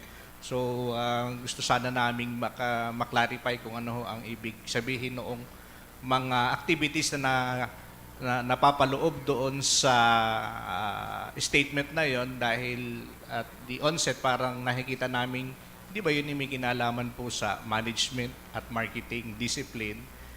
Next question regarding naman po doon sa provisions na doon po sa Section 33 kung saan ay clarification po ulit. Dito ho kasi sinasabi na yung mga offices and establishments shall employ or engage the services of at least one. Tama po ba? But you are mentioning different line of businesses. So does it follow na the private company can employ one to cover all those business entities? Sir, at least one, yung nakalagay doon. At least one registered agriculturist. That's why we are having this consultation to determine if we need a certain level of scale. Small scale, medium scale, or large scale business enterprises. Actually, discussion po namin sa technical working group and nag-crop up na rin sa ilan naming naunang consultation meetings. For the private sector, do we need to define that, the scale of operations? So may isasuggest po ba kayo, sir, na kasi nilagay namin doon at least one registered agriculturist in those agribusiness enterprises. Para sa, in my opinion, medyo mahirap po kasing i-establish yun. Unang-una, kung ang pag-uusapan natin ay sektor ng agricultural cooperative dito sa atin pong bansa, ay iba't iba po ng antas ang meron sila. Merong nag-uumpisa, merong hindi maka-survive, merong surviving, merong malalaki, may unlad. But for us to require at least one, kasi sasabihin ng iba, hindi na nga kami makapag-hire ng manager, ng general manager para itaguyod yung operations ng aming cooperative. I-require pa na mag-hire ng ganitong mga professions. So, yun lang ho ang gusto namin maklarify. While we recognize the intention to professionalize agriculture, dahil naniniwala naman po tayo na kailangan talagang ma-professionalize po yung agriculture, yung practicalidad lang na sinasabi doon sa IRR, yun ho ang sanang gusto naming masubaybayan, at kahit papaano yung sektor ng agricultural cooperative ay may matanong. Kasi meron pong organized na agricultural cooperative na medyo tinatansya-tansya namin ano ba ang magiging landing ng batas na ito sa management and governance. That's why we want to be clarified kung ano ba ang ibig sabihin na pati pala sa scope of kasama yung management and marketing ng mga agriculture. So, yun lang po. We want to be clarified on that. Thank you. Yes, sir. In Section 33, nakalagay po yun na at least one registered agriculturist will be employed in that particular agribusiness enterprise. But we have obtained your point of view, sir, from SIDC regarding your opinion on this particular provision in the IRR. On July 24, sir, this month, on July 24, we have coordinated with the PICAF, Philippine Council for Agriculture and Fisheries, and they will be the one to coordinate with their private sector counterparts ng DA, ng Department of Agriculture, to also consult with them regarding the provisions of the draft IRR. So it will be on July 24, 9 a.m. online. So sa private sector yun, sir, purely with the private sector partners of the Department of Agriculture. PICAF. Sir Francis Laurel, then after Sir Francis A. Dicello. Maraming salamat po. Alam nyo, tayo dito sa UP, mas lalo sa Los Baños, we take pride in the fact that we have an interdisciplinary system, an integrated interdisciplinary system. Naintindihan ko yung sinabi ni Dr. Sales Siya lumublob sa putik. Ako naman lumublob din sa lumublob. Ako lumublob. Pumipilipit ang dila ko sa putik. Pero hindi ko kapalaran maging agriculturist. Bagaman gusto kong maging magsasaka, ako'y tinapon ng Panginoon sa ibang landas. Ang ibig kaya nga ito yung sinasabi ko. Dahil para sa kapakanan, para sa kinabukasan ng ating bansa, hindi dapat natin ililimitahin ang ating pananaw sa isang bagay lamang. Dapat malawakan dapat ang ating pagtingin sa pag-uunlad ng ating bayan. Kaya nga dito sa UP, dito lang sa UP, hindi sa ibang mga SUCs at colleges, na ang ating pagtingin ay malawakan at malalim. Yan ang katotohanan. At alam ko, batas na ito. But a law is not permanent. A law should be dynamic. It should not be static. I speak from the wisdom of my elders. No? So, if I may say so, and I think all of you, except a few, will disagree, the law is flawed. Okay? The law is flawed. Kaya nga ako'y pumunta ngayong hapon dito. I could have just joined in Zoom. Now, if I may remind all of you, the law that was passed to create the National University, RA 9500, we do not even have an implementing rules and regulation. The IRR of our law that created who we are is not even there. So let's not kid around by saying, 90 days to go. Kung yung ating UP law, wala Ano pa kaya ito? I don't want to get emotional. No? But I'm just being practical. Let's look at it more comprehensively with an in-depth thing.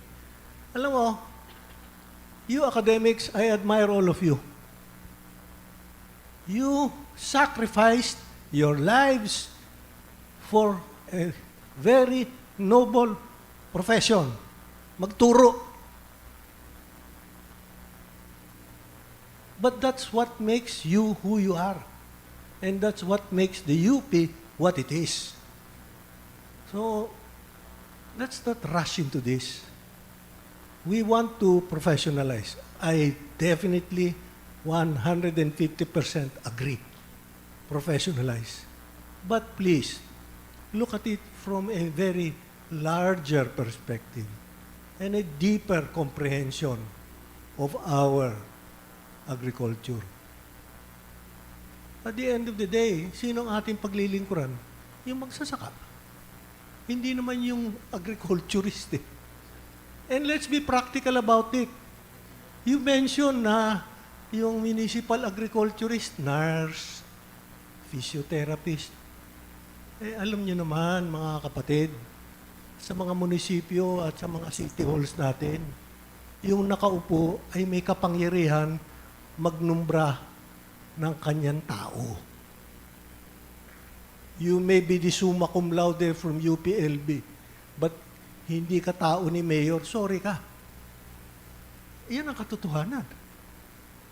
And we have to face that reality. So, my brothers and sisters, that's my point of view. I mean, I'm just being practical and realistic about it. Thank you. Sir Francis. And then I'll pass to AD Shelu, and then after AD Shelu, Dr. Fides is actually also here. Sorry, I couldn't see your, so Dr. Fides after AD Shelu.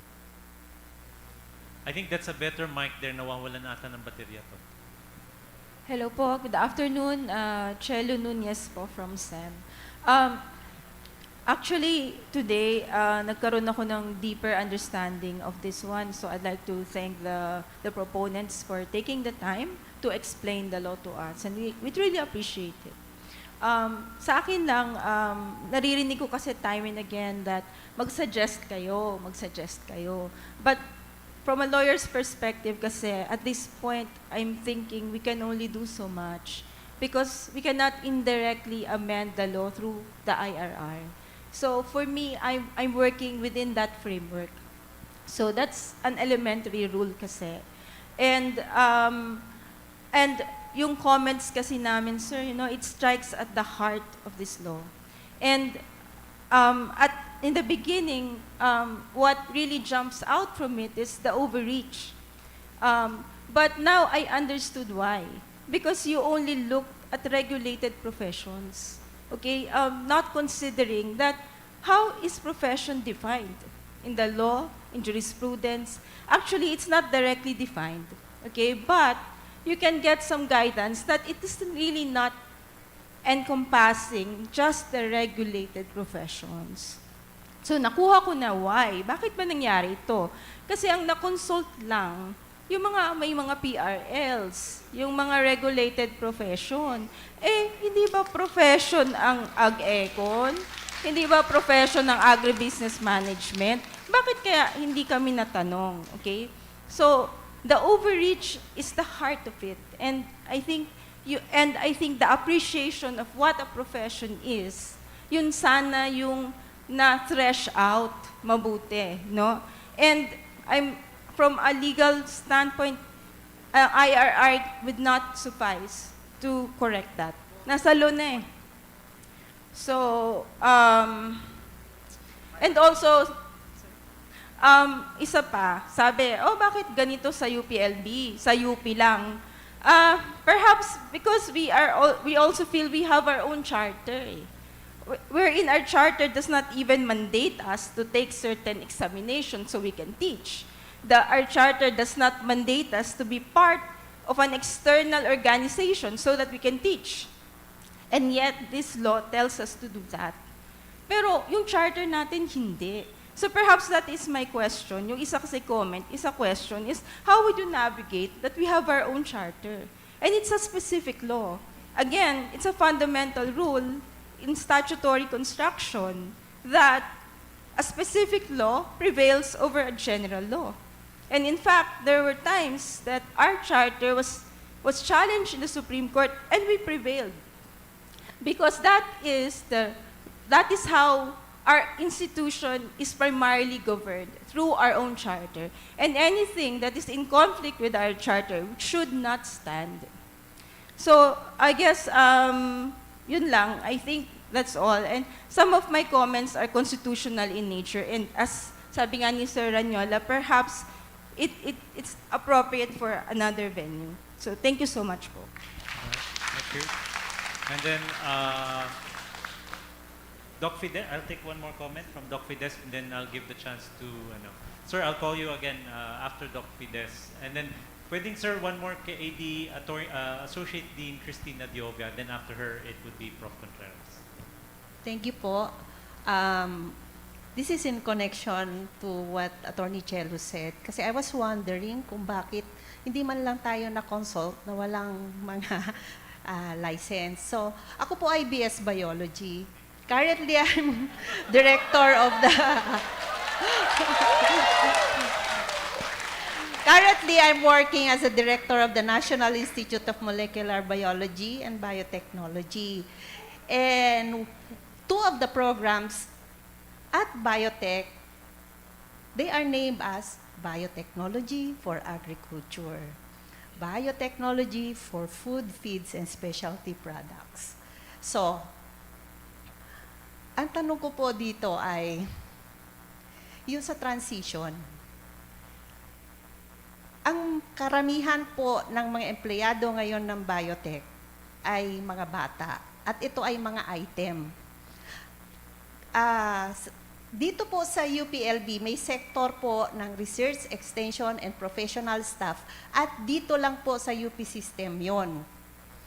Wala po kaming agriculturist 1, agriculturist 2, ang meron po kami ay University Research Associate, University Researcher, 1, 2, 3, 4, 5. So, meron pong karamihan sa amin ay nagtatrabaho sa sektor ng agriculture. So ako po, matagal na po ako nagtatrabaho dealing with agriculture. Dahil ito ay batas, ayoko nang doon sa mga, kung pwede magsasuggest na lang po ako, na sana sa research may equivalency.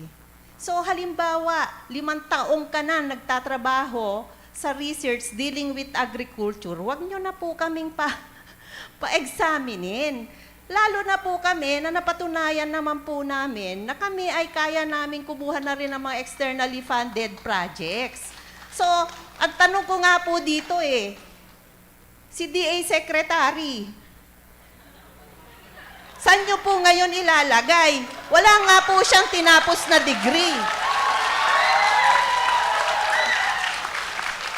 Ang mga directors po ng iba-ibang bureau ng Department of Agriculture, hindi naman po yan mga agriculturists. Saan nyo po ngayon sila ilalagay? All right. So, can I ask the floor? Yeah, to respond. Okay. Yung question muna po regarding yung ni Attorney Sherry po kanina on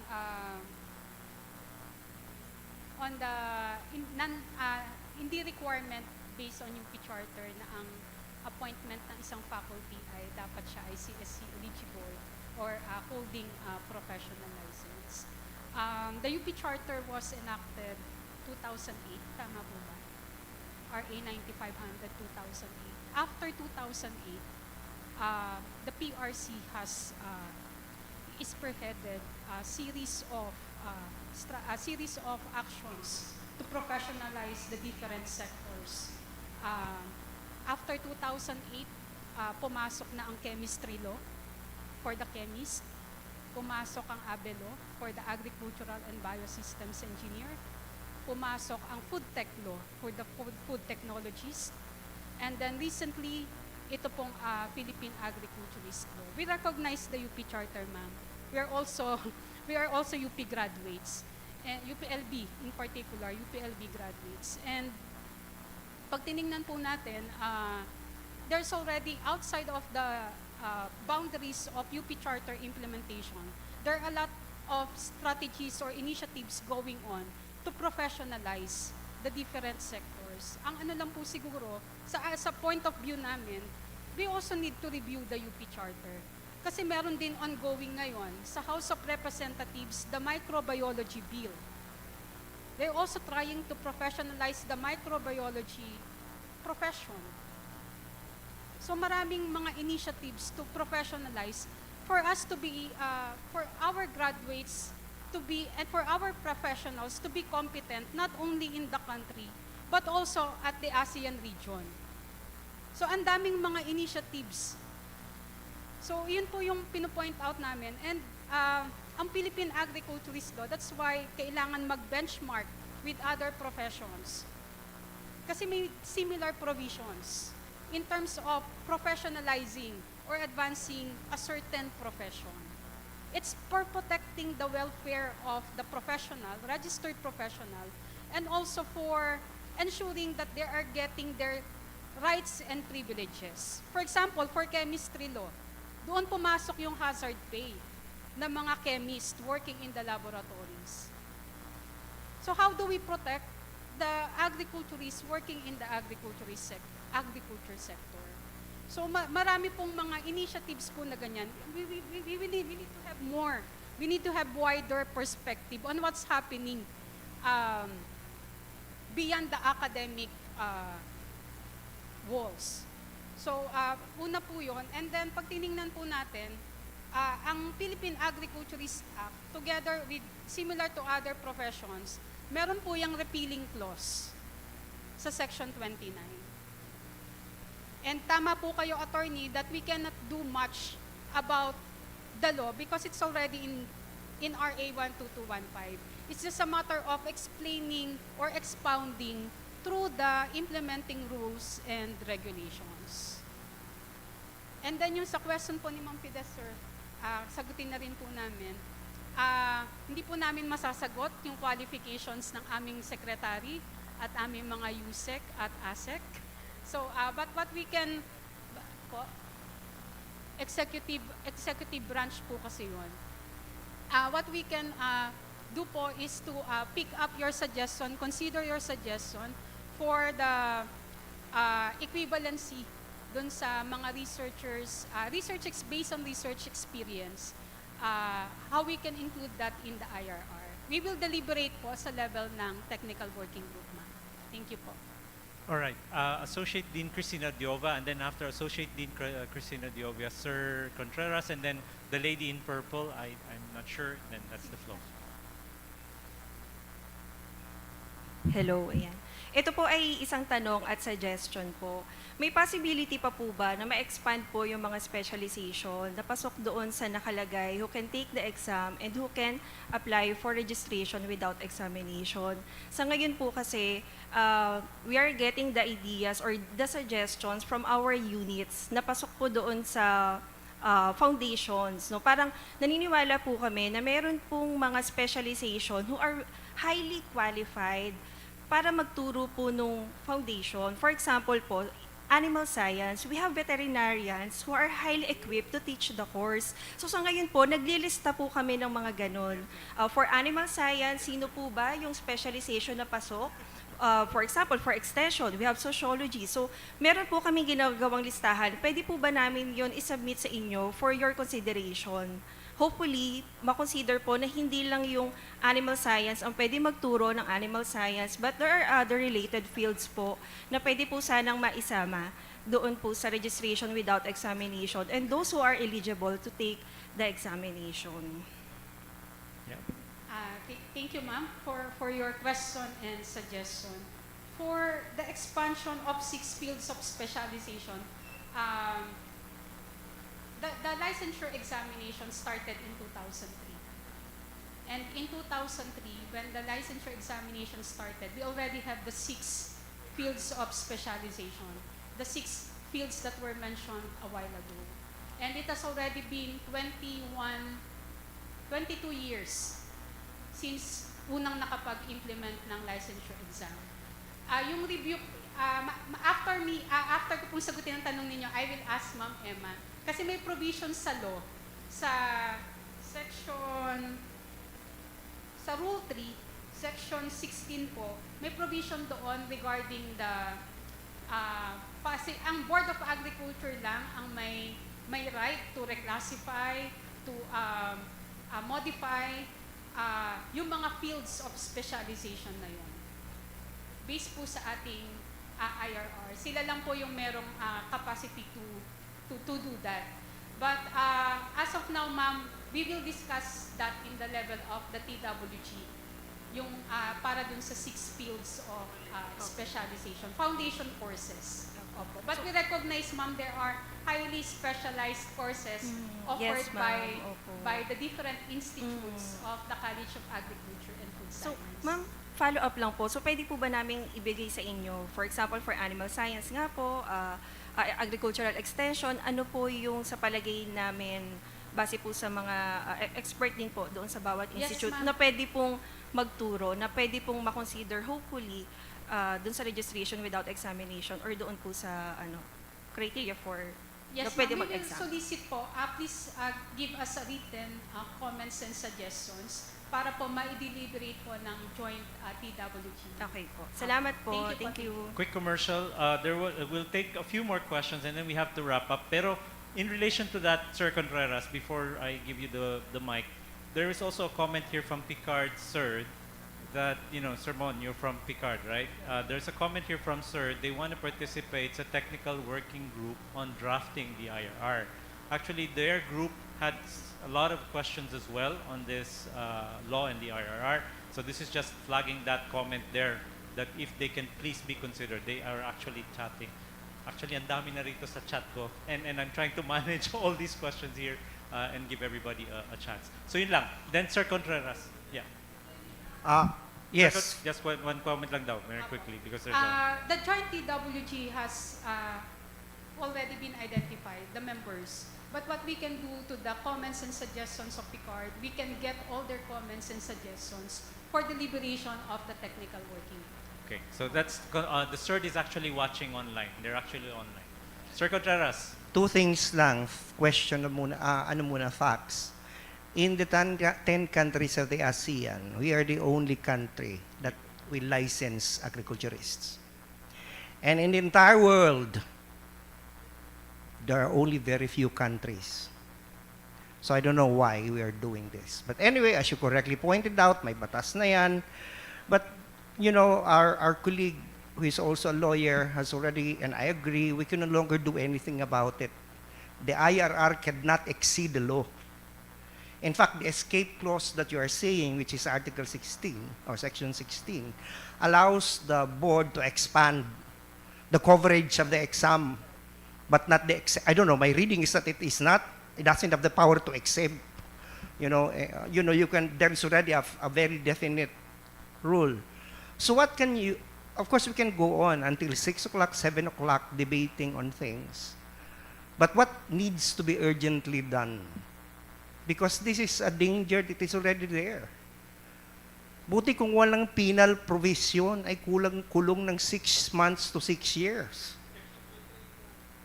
Tama si Fermin, hindi na siya pwede magsulat ng column sa agriculture. Ako, sa bagay, hindi naman ako. Kami sa SESA, meron kaming project na Smart Agriculture sa RAI. So, ibig sabihin, hindi na kami pwedeng gumawa ng ganun. So, there are urgent, immediate costs that we have to pay. And therefore, we don't want to be argumentative. Kanina sinasabi ni Dr. Ranyola, wala na tayong magagawa. Wrong. Meron tayong judicial remedy. We can file a petition with the Supreme Court. A petition for certiorari and prohibition with prayer for a TRO. Or petition for declaratory relief or notification of law based on several provisions of the Constitution.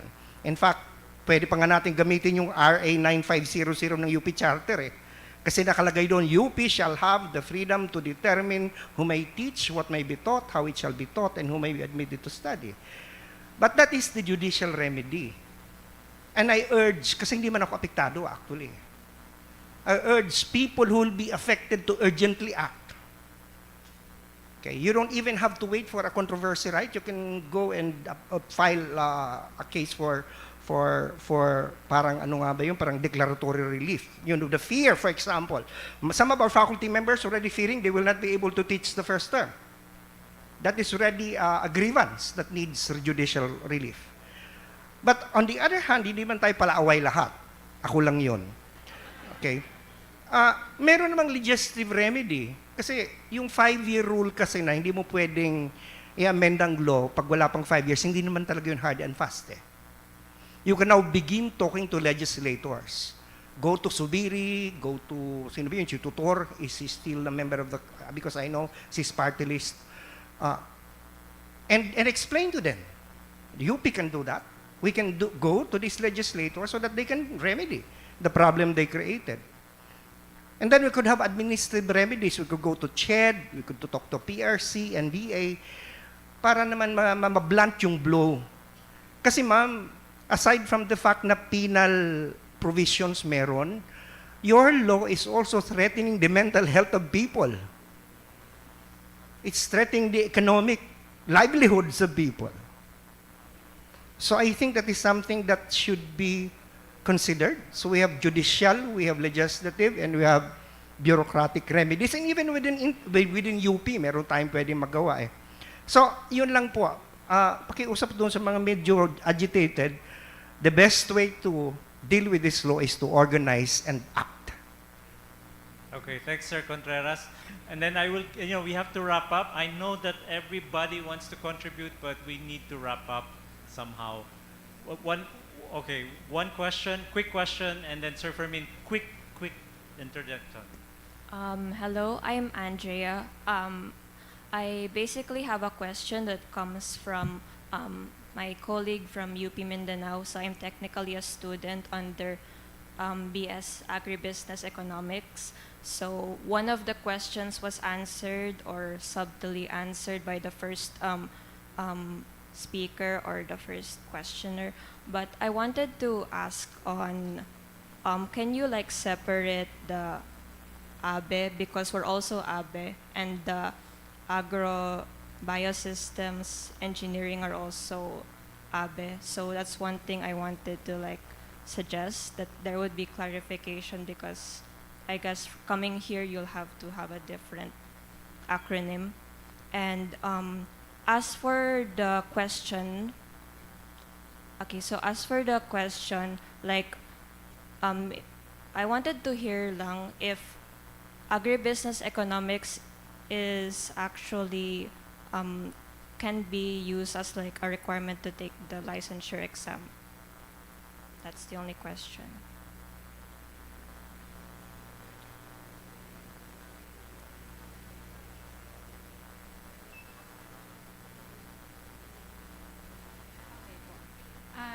Thank you again for your question.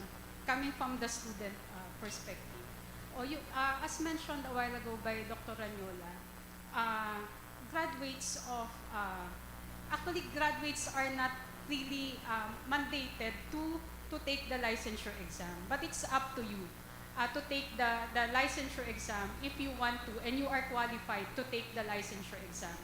Again, we have different sectors. So sa government, with the implementation of the law, magre-require na registered agriculturists ang mag-occupy ng agriculturist plantilla positions. So hindi pinipilit lahat ng graduates to take the licensure exam, but you are highly encouraged to take it for your professional growth.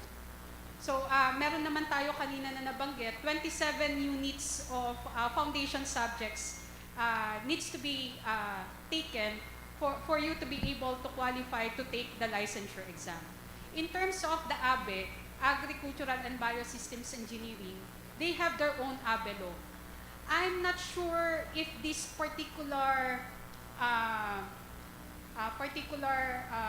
consultation has been made when ABE law was enacted, when they were crafting the IRR. Kasi affected ang SEAT, College of Engineering and Agro-Industrial Technology. If they are following, the UPLB SEAT is following that all their faculty members teaching agricultural and biosystems engineering, bakit hindi ang College of Agriculture and Food Science? Yun lang, we will just have to check that. Please lang, apilo ko sa Dr. Bautista. Yung licensure na sinasabi mo that all of these professions are proposing or seeking some licensure, it might apply to so-called relatively precise science, like chemistry, microbiology, or engineering. I don't think it's applicable to social science, you know? If you talk about agricultural economics or something like that, the richness of economic ideas stem from ideas coming from different schools of thought. Iba't yan, nag-aaway yan di ba? So you can have a Marxist conception, you can have a market-oriented Marshall, you can have a two-sector model, whatever. Hindi, paano bila-license yun? Di ba? So, in other words, if you license it, you're just proposing one parochial idea of a certain school of thought. It will not apply in agribusiness management. It can be cooperative, clustering, can be corporate. Hindi pwede. Yung samples mo will not apply to social science because the dynamism of social science is the free flow of ideas. Okay? Secondly, I'll give you this is an extreme example which probably is ridiculous when you apply Section 28. Kilala mo naman si Dr. Abito, Shell Abito, professor here. He doubles in economics and agriculture economics. Kinalay mo si R.C. Balisacan, who's the socio-economic secretary o DepEd. He's an agricultural economics. Kilala mo si Roel Briones, si Mon Carrete, everything. Just imagine, assuming they are exempted from taking the examination, but they do not want to register. Ibig sabihin, they can't practice anymore. They cannot give their opinions on agricultural matters. That's ridiculous, di ba? That's how ridiculous the law is. Ganun di ba? You think about it. All right, thank you. There was one more request, import from Thailand. I could not say no, and then that's the last question, and then we have to wrap up. I know everybody wants to give. There are questions here in the Zoom, and our secretariat is taking notes of them. We will pass it to you, Dr. Karen, to address these questions from our Zoom. So the Zoom and the social media online, do not feel bad. I'll give all of the questions to the technical working group nila, Dr. Karen. Yan, maraming salamat po, Sir Jenny, and also to our panel. Last question na po, kasi po ito po ay isang tanong na kanina pa namin pinagdidiscusshan. As a former associate din po ng College of Economics and Management, together with our college secretary. So ang concern po namin, di na po namin papakialaman yung ibang aspect po ng batas. Siguro tatanggapin na po natin na batas na po ito. So pinag-uusapan po natin ng IRR. Yung transition na lang po ng pag-implement. We like numbers as economists, managers. So sa SEM po, bigyan lang po namin kayo ng specific na numero.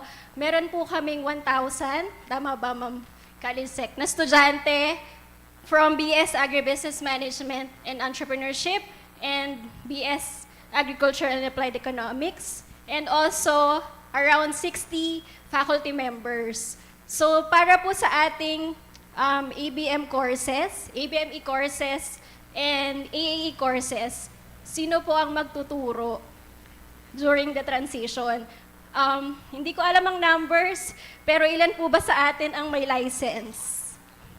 Sa mga current faculty members. Ako po graduate ng BS Agribusiness, pero wala po akong license. Tinuturo ko na po ay finance, ngayon lang po ay naka-study leave. So sa 3 taon, sino po ang magtuturo? So, ito po ay coming from the logic na yung mga current plantilla items, hindi na po required mag-take ng, hindi nyo po tatanggalan yung mga city agriculturists and municipal agriculturists. Baka naman po, pwede rin pong i-consider yung mga current faculty items na meron na pong a research and teaching experience. Yun lamang po. Sir Dindo. Arlene, walang tatanggalin. Opo sir, pero hindi po kasi kami makakapagturo ng agribusiness courses kung wala po kaming license. Sir, the feedback, maybe, yeah. The feedback. If I'm correct, same po with Ag-Econ courses. Kung tama po yung aming pagkakaintindi po sa ating provisions po ng batas. Arlene, based on the law, from Arlene, associate din pala. Hindi na po sir. Tawag dito, there's a transition period na 3 years. So basically, the professor teaching that specific agribusiness course na foundation can still teach. Opo, sir. With that transition period of 3 years. Opo, sir. Pero baka naman po pwede nating makonsider. Kasi marami din po sa agribusiness ang undergraduate. Pero may mga advanced courses po in agribusiness, agriculture, and management which we hired because yun po yung kailangan ng ating mga courses. So dun sa 3 taon, hindi po namin alam kung anong mangyayari kung kakayanin po bang i-take ang 27 units of agriculture foundation courses at the same time with all the teaching, committee, research work na nire-require ng university. So, ang request lang po namin, since naghingi rin po kayo ng suggestion sa IRR, baka po yun, kasi po yung sa request po ni Dr. Fides, sa researcher, baka din po pwedeng sa faculty items, makonsider din po natin yung teaching experience and research experience for the exemption po. So, all of the suggestion ni Director Fides, your suggestion, are being taken down. So the technical working group would be deliberating all of these once it's finalized. So basta, yung tanong mo, walang matatanggal na magtuturo dun sa mga courses immediately, even during the implementation of the law. So yun lang. Basta nandun sa 3-year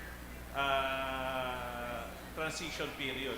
Pero yung concern mo dun sa transition period, it's already recorded and we're going to deliberate yung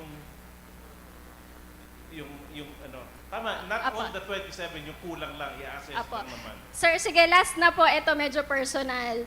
Kasi naka-study leave po ako ngayon. So, hindi ko alam kung kailan ako matatapos. Pero hindi po sana in the next 3 years. So, pagbalik ko po, tapos na yung transition.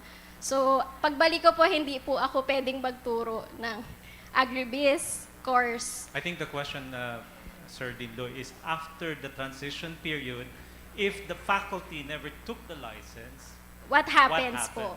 So it's there in the law. Okay, so it's clear. Ayun po. So, baka, yun po yung aming request. That's I'll That's speak the for law. everyone. Alright. Kasi, last na sir, ako Yeah. po, 13 years na po ako sa agribusiness department ng SEM. So, 13 years na po akong nagtuturo ng agribusiness-related courses at nagko-conduct din po ng agriculture-related research. So, baka naman po yun, makonsider po natin yung teaching experience at saka po research experience ng atin pong mga faculty members para po mabigyan po ng exemption for the licensure. Kasi yung 3 taon po, hindi po siya, ay sorry po, sige po. Okay, let's give a Arlene, chance to... clarification doon, ha? Apo. Sa foundation courses, but foundation courses lang hindi. Course for Special- economics and agribiz. So, you will just be inhibited to teach that course. Ano yung course na binibigay mo na exam? Marketing. Economics and marketing lang. All other courses You can teach. you can teach. But as long as it is not included in only the 120. licensure exam. Okay. So, be knowledgeable about this law. Kasi po wala pa po tayong definition. So siguro Basic. po, yun po yung Basic. Isang subject, 3 units only. Remember, for crop science, 2 or 6 units. So, soil science, one subject or 3 units lang. So, what's your problem? Ma'am, very quick lang. I'm looking at it just happens that reading laws is my pastime. There is no single word in the law that limits the ban on foundation courses. In fact, Section 33 says that all faculty members of higher education institutions teaching agricultural courses shall be registered agriculturists. I cannot see any word called Sa law foundation. yan, sir. RA 12215. Nasa law. Nasa IR. Well, of course, but you could not add the foundation in the IRR. Yeah. Because I It's think in the the law. lawyers will agree with me, you could not legislate Sir, nasa in law. the IRR. Law. Nasa law eh, hindi nyo pwedeng dagdagan. Yeah, it's in the law. Ang intent sa law ay all courses, walang foundational. And as IRR, maki-question Yeah. kayo kasi Can I nag-legislate na kayo, dinagdagan nyo na ng foundational. Yep. You will be usurping the power of Congress. Can I give the floor now to Doc Karen? And then that would be, I have to wrap it up after that. Salamat po. Okay po. Oh, sige, sir. Opo. Sir, although nakalagay sa ating RA 12215, all SUCs teaching agricultural courses, yun yung nasa law, but it can be expounded in the IRR. We can clarify yung agricultural courses, sir, in the IRR. No. Because if you wanted to clarify it, you should have it in the definition of terms of the law. All right. Ma'am, I teach Sige, political sir. science and statutory politics and construction happens to be my field. So you could not, if you wanted to, and you include or limit the applicability to foundation courses, you should have included it in the law and should have defined what foundation course is. But what you have is a very encompassing provision, all. So you could Alright. not make the IRR different because you will be Okay. usurping the power of Congress. Madadagdagan po yung maisasampa sa inyong kaso pag umakyat sa Supreme Court. Sir, Alright, we thank will consult the PRC lawyer on this. As we have mentioned, this particular professional regulatory law has passed the legal polishing of the PRC lawyer, Attorney Bautista. Well, you could not use that against the argument because you should understand many of our senators are also lawyers, right? Yes po. And some of them are also saying things that are unconstitutional. Yes po, sir. All right. Sir Jenny, and I would just like to emphasize that this law has, when it's still a bill, the Philippine Agriculturist Bill, it has been subjected to series of consultation meetings. Kaya po pinakita namin yung isang slide kanina na we have conducted a series of consultation meetings. Even at the level of Dr. Emma Sales, they have talked to CA and SEM officials during the crafting of the Philippine Agriculturist Bill.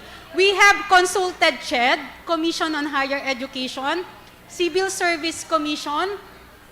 Of course, we have the PRC. We have the LEMCAP, all sectors, academe, SWOC-ACAP. So we have consulted them. And when we look at the reaction of the participants of today's consultation meeting, we have, with due respect to all other professions and to all who have attended this consultation meeting, this particular provision in the law is just a strengthening of the recently issued Memorandum Circular of CHED mandating all SUCs teaching agricultural courses to have their faculty as registered agriculturists. So lahat halos ng SUCs sa Pilipinas ay sumusunod po dun sa CHED Memorandum Order. Of course. Okay. Just, Jenny, Yeah. very quickly. First of all, if I give the impression I'm debating with you, I apologize. But you have to understand the kind of emotions coming out of the room means they are coming from people who are threatened, their careers are being put in jeopardy by your law. So therefore, you have to understand that this is a consultation. And therefore, you have to listen to the fears of people. You have to listen to our fears. And it will not help kasi nakikita ko you are not recognizing that. You are not recognizing the fact that the law will threaten many of us.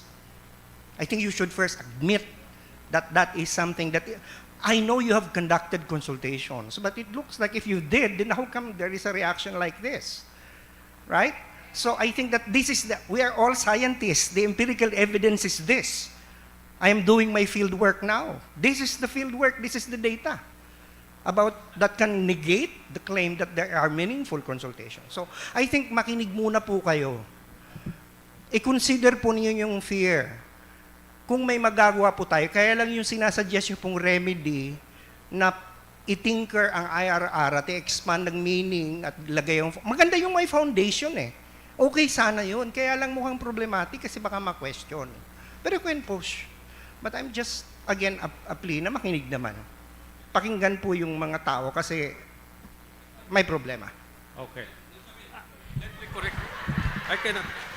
Let me correct yung consultation mo. Hindi ko na. Yeah. Yung Sir, impression, the 30 consultation, as I said, the supply side, yung mga practitioners ang kinonsult mo, but not the consumer side. If you supply and demand, have you talked to the Committee of Agriculture, which is practically the consumer of all these agricultural agriculturists?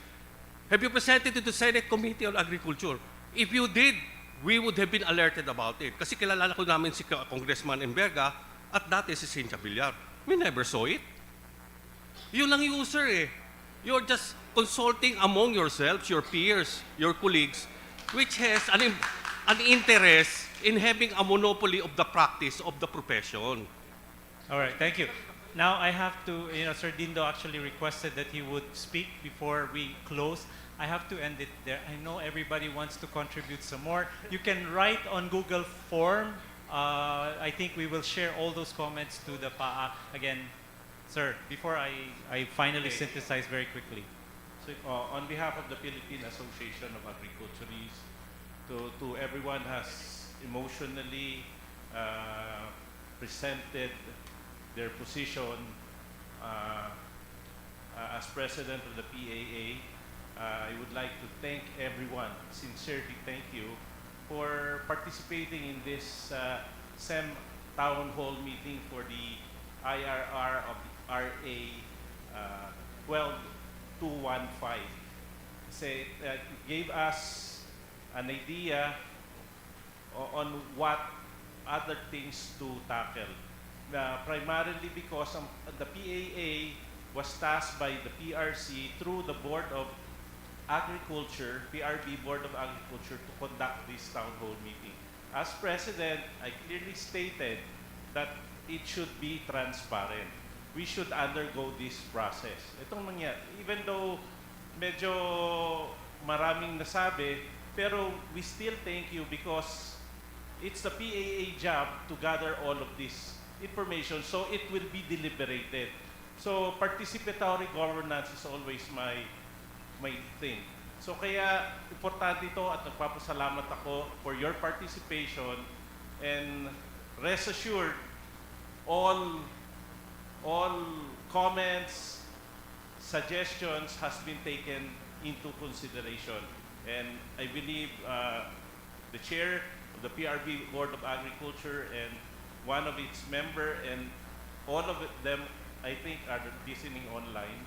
All the other 4 members, we will consider and deliberate on all the suggestions, not only yours, but all others' comments and suggestions na we will undergo. Kasi we have a series of consultation this coming July, and we'll be traveling to North Luzon, to Visayas.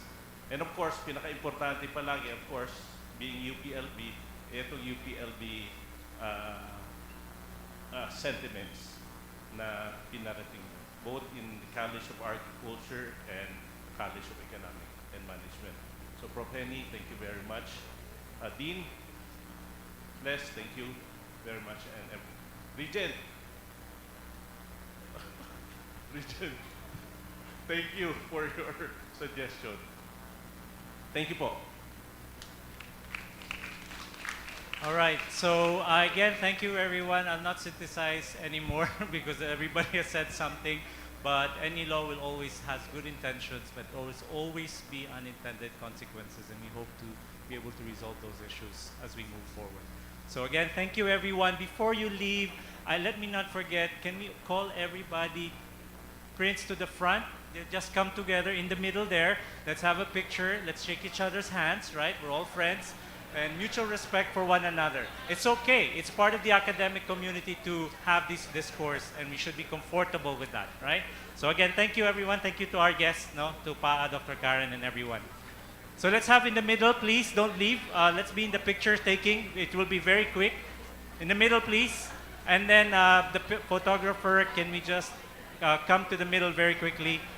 And I invite all the members of PAA and the PRB to the middle, as well as officials. Can we go to the middle, please? And let's do this very quick, and we'll just have a closing statement from the Dean, very short from the Dean, after your photo opportunity. Please, can we have everybody in the middle? Middle po, lapit po kayo sa gitna. Lapit kayo sa gitna. Yes, please, in the middle, please. Yes. Ang hirap mag-moderate sa UPLB, sa totoo lang. Please, in the middle. Hindi na ako nag-join ng comments ko because you have enough. Please, in the middle, everyone. Inviting everyone to the middle, please. Forward a little bit daw po. Forward a little bit. Forward a little bit, everybody. A little bit, please. Forward. Come down in the middle po. A little bit to the forward. Tama? Oh. Yung nasa harap na line, aatras ng kaunti. Akyat daw po kayo dun sa unang floor dyan. Yung nasa harap na lane daw.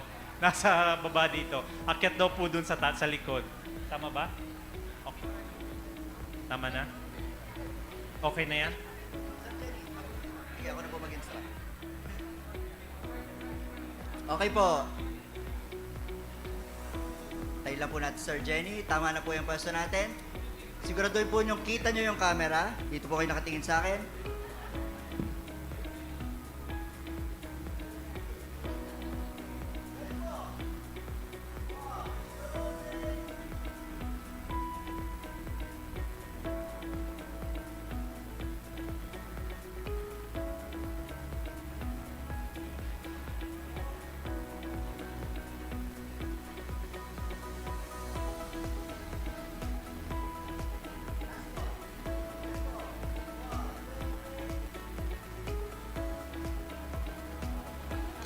Thank you po. Okay, upo po muna tayo. Hindi pa po tapos ang ating program.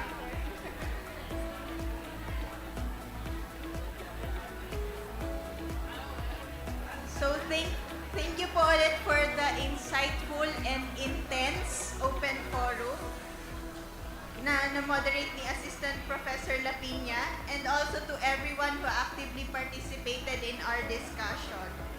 Ngayon, to formally close our program, may we call on Dr. Maria Angeles Ocatelo, Dean of the College of Economics and Management, UP Los Baños, for her closing remarks. Mga member din po, pero I'm from Negros.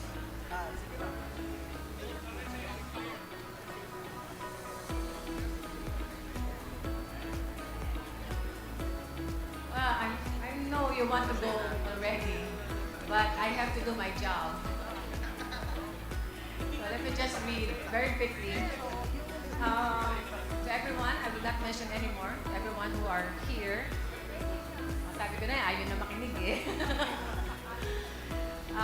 Thank you very much. So as we conclude today's town hall discussion, allow me on behalf of the organizers to express our deep appreciation for your active participation, your insights, and importantly, your courage in raising critical questions about the Philippine Agriculturists Acts and its implementing rules and regulations.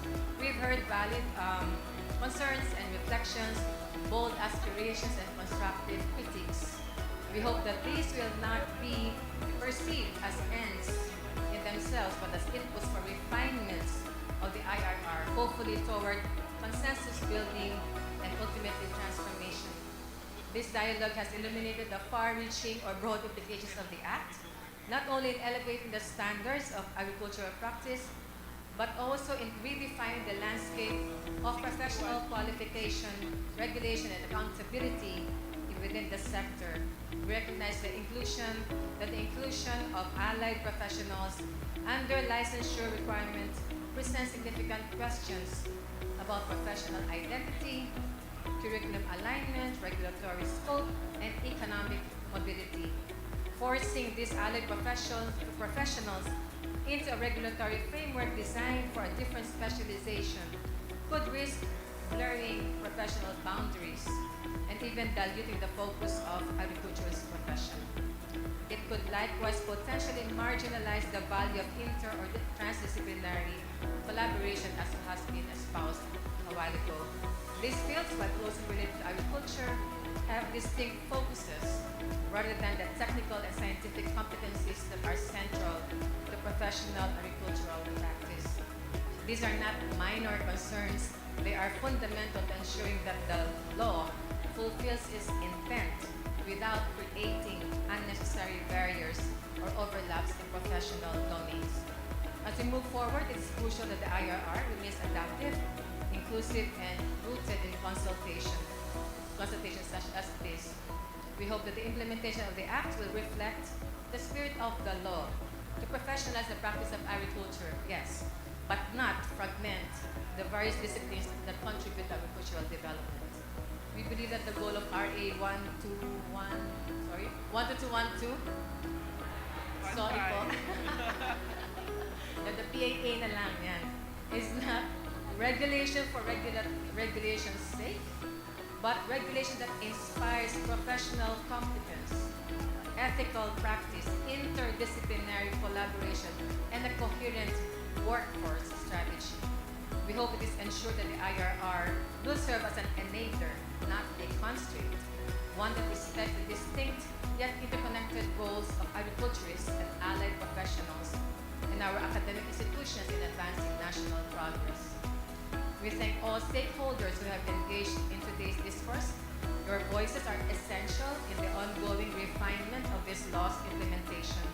The path ahead must be paved not only with good intentions, but with evidence-based policy, thoughtful design, and an unwavering commitment to the public good. In other words, for the greatest good of the greatest number. So on behalf of the organizers, thank you once again. Together, let us build an agricultural sector that is future-ready, competent, inclusive, and prepared for the challenges of tomorrow. Maraming salamat ulit sa inyong lahat. Mabuhay tayo. Thank you very much po, Dr. Catelo. So on behalf of the organizers, thank you once again to all our guests, speakers, and participants. We hope today's discussion helped us better appreciate the impact of RA 12215 on strengthening the agricultural profession in the Philippines. Ingat po sa inyong pag-uwi. Magandang araw po sa ating lahat.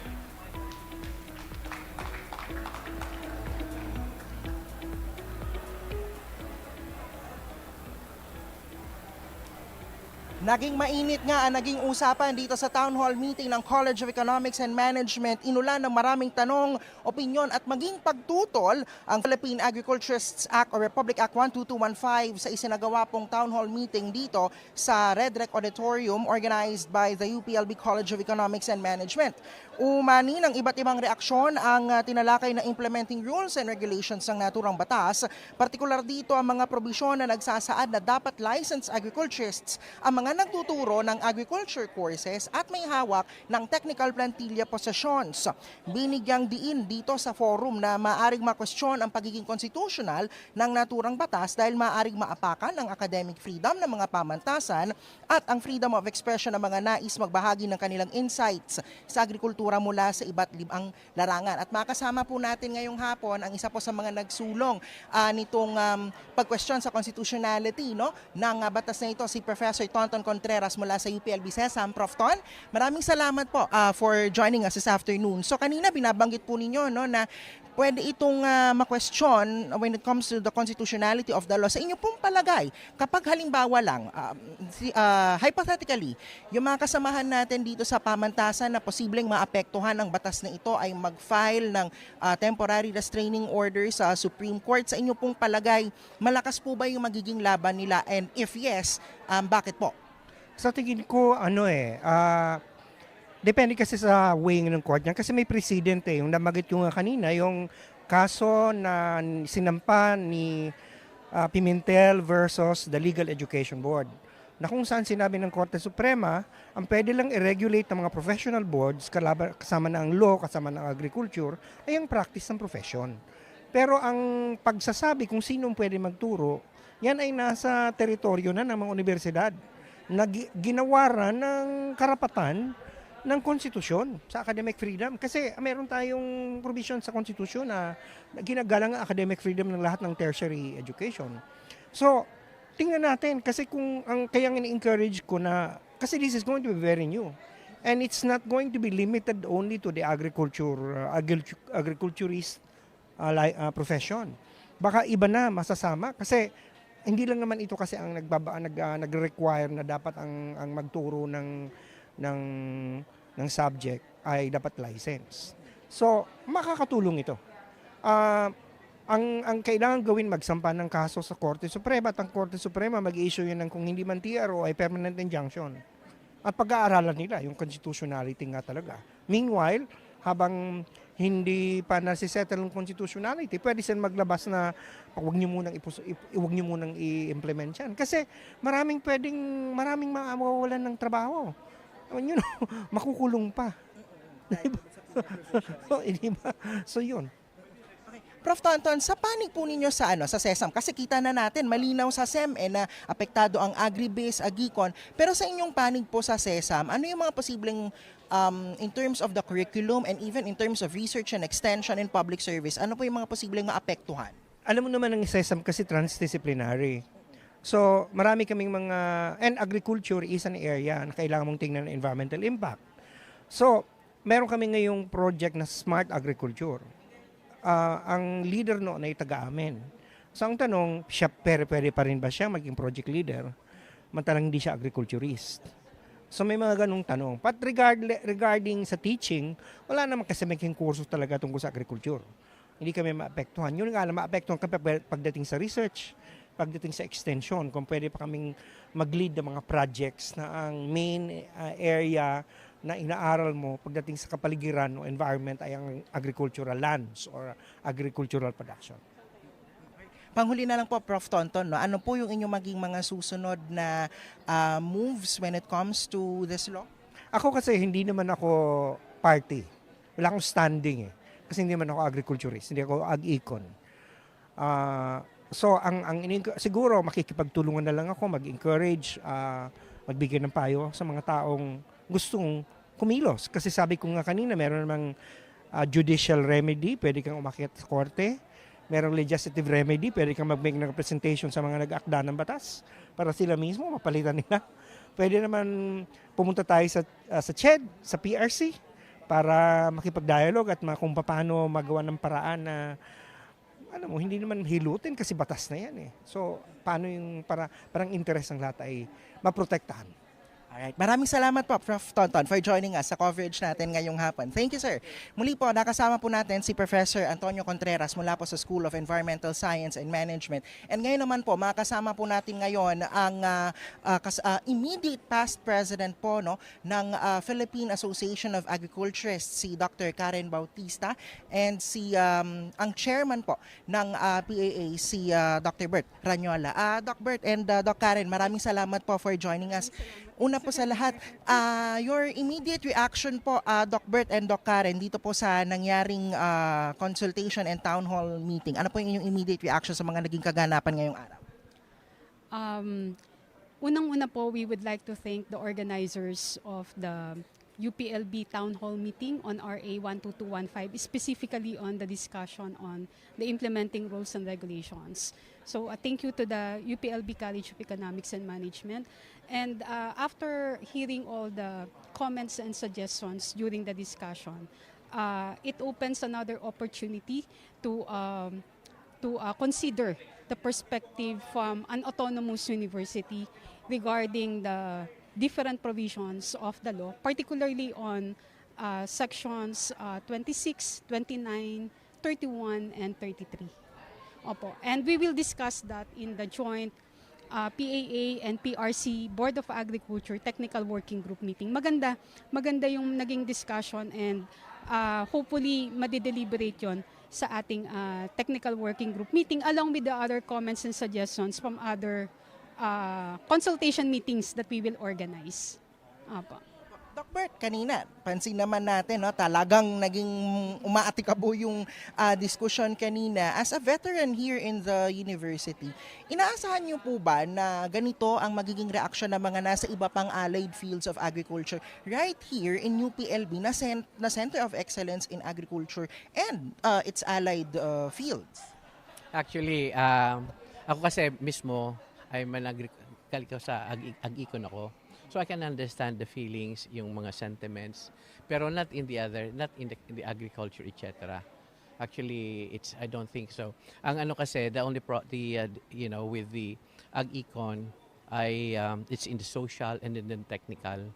So one of the things that actually a major consideration we had was, there was a question why they are being forced to take it. Actually, they're not being forced.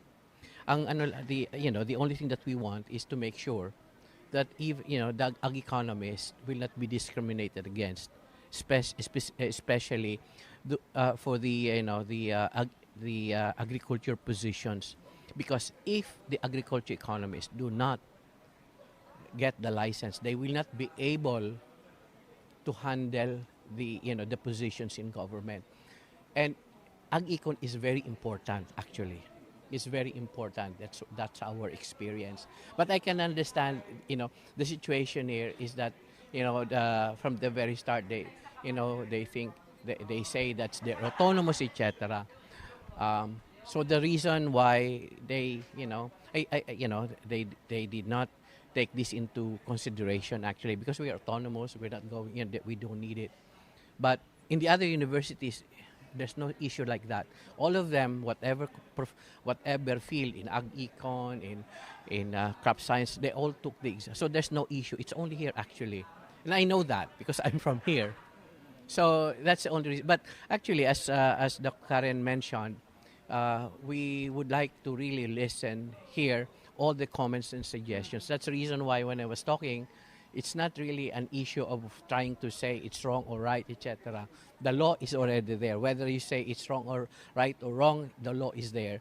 What we want are your suggestions. How can we address those issues? Because otherwise, if we keep arguing on this and that, what will be the solution to all those arguments? That's the only thing that but we do appreciate very much all those issues, because now, given all those concerns, we have to think through it and see how can we address those issues. So that's the only thing that so we appreciate very much the discussion, rather than, if we attend here and there's nobody who speaks, it will be, it will be of no use. So that's what we think. Doc Bert, Doc Karen, if you'll indulge me, no? Kasi malinaw, no, sa mga taga-akikot, sa mga taga-agribase na yung potential ramifications, no? But ako naman, ang gagalingan ko naman as a development communicator, and as we know, no, we have development communicators who are in agricultural extension and communication. So does that mean, for instance, na halimbawa yung po mga development communication practitioners natin ngayon who are into agricultural extension and communication, kailangan ho ba nila ng lisensya, ng agriculturist license? Okay, pag tiningnan natin sa Section 31, employment of agriculturists in the government, yung mga yung mga plantilla positions in the national government and local government, kailangan registered agriculturist. So yung mga development communicators natin who are engaging in agricultural extension, it's their choice whether to get the agriculturist license or not. But if they want to practice in the national government, they need to. But or local government, if they are eyeing for those agriculturist plantilla positions, because they cannot apply without the license. But if they are teaching in the university, and they are not teaching, are they teaching foundation subjects? Well, dito ma'am sa DevCom kasi hindi naman kasi may bukod talaga na agricultural extension major eh. Yes, if they're not teaching foundation subjects, they are not required to take the licensure exam. It's only those who are teaching the foundation subjects who needs to take the licensure exam. Okay, yes po. Quickly na lang po, Doc Karen and Doc Bert, may ilang, si Chancey Dinta is also here, no? Kung mga ilang buwan na lang po, no, ang nalalabi bago matapos yung implementing rules and regulations. Sa ngayon po, ano po yung current timeline ngayon ng Technical Working Group at ng PAA, and siguro more specifically, and it's something na lumutang din from the discussions today, kailan po natin malalaman kung ano eksakto yung 27 units ng foundation courses, and of course, yung iba pa po mga bahagi ng pagpaplano for the implementing rules and regulations. Ano po ang timeline natin? Okay, sige. So Sir muna. basically 120 days, hindi ba, yung nakastipulate sa batas. So we have to finish the IRR before October 15. 15. Bakit? Kasi kailangan namin i-submit pa sa PRC Board of Agriculture. So they're going to review it through its legal department. So kung yung ginawa naming IRR, the one that we have drafted, does not affect the overall essence of RA 12215. So basically, we're in a tight schedule to consult, of course. Actually, kami ni Doc Karen will be going to Pangasinan for the region Northern Luzon, Region 1 Northern Luzon consultation this coming, ito ngayong July. Kaya sunod-sunod yan. Actually, ngayong 11, I am supposed to present it sa Region 3 naman. So, sunod-sunod yung consultation so that we can gather every comment, suggestion on all sectors. Okay. Thank you. Okay. If I may add, so we have all the consultation meetings is targeted to be completed by end of July, and the culminating consultation meeting will be at the 12th PAA Congress and 2025 Philippine Agriculturists Summit, which will be held in SMX Bacolod. So after all the consultation meetings this month of July, the TWG, the joint TWG, will deliberate all the comments and suggestions this August. So hopefully matapos po lahat yon. And then by September, it will go to PRC. The final stay is not with the PAA, it's with the PRC. Ours are just suggestions. Maraming salamat po, Doc Karen, Doc Bert, Chancey Dindo. Maraming salamat po. Nakasama po natin mga opisyales po mula sa Philippine Association of Agriculturists, sina Doc Karen, Doc Bert, and dating UPLB Chancellor Dindo Sanchez. At dito na po nagtatapos ang ating special coverage kaugnay ng isinagawang town hall meeting ng College of Economics and Management sa Philippine Agriculturists Act.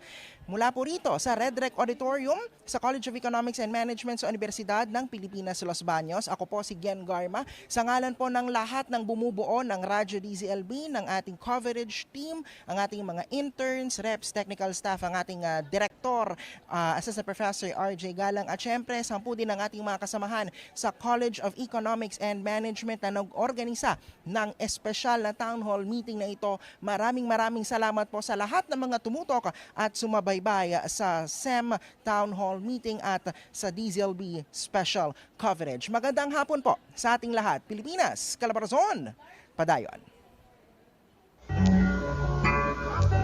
Tinig ng Kaunlaran, bukal ng buhay at kasaganaan. DZLB ang iyong impilan. Radyo DZLB, tinig ng kaunlaran. Kabalikat kasama, karamay kaibigan. Radyo DZLB, tinig ng kaunlaran. Isusulong ang bagong kaalaman. Harapin ang bagong umaga, salubungin ang may pag-asa. Makinig, matuto, mag-isaya. Sa Radyo DZLB.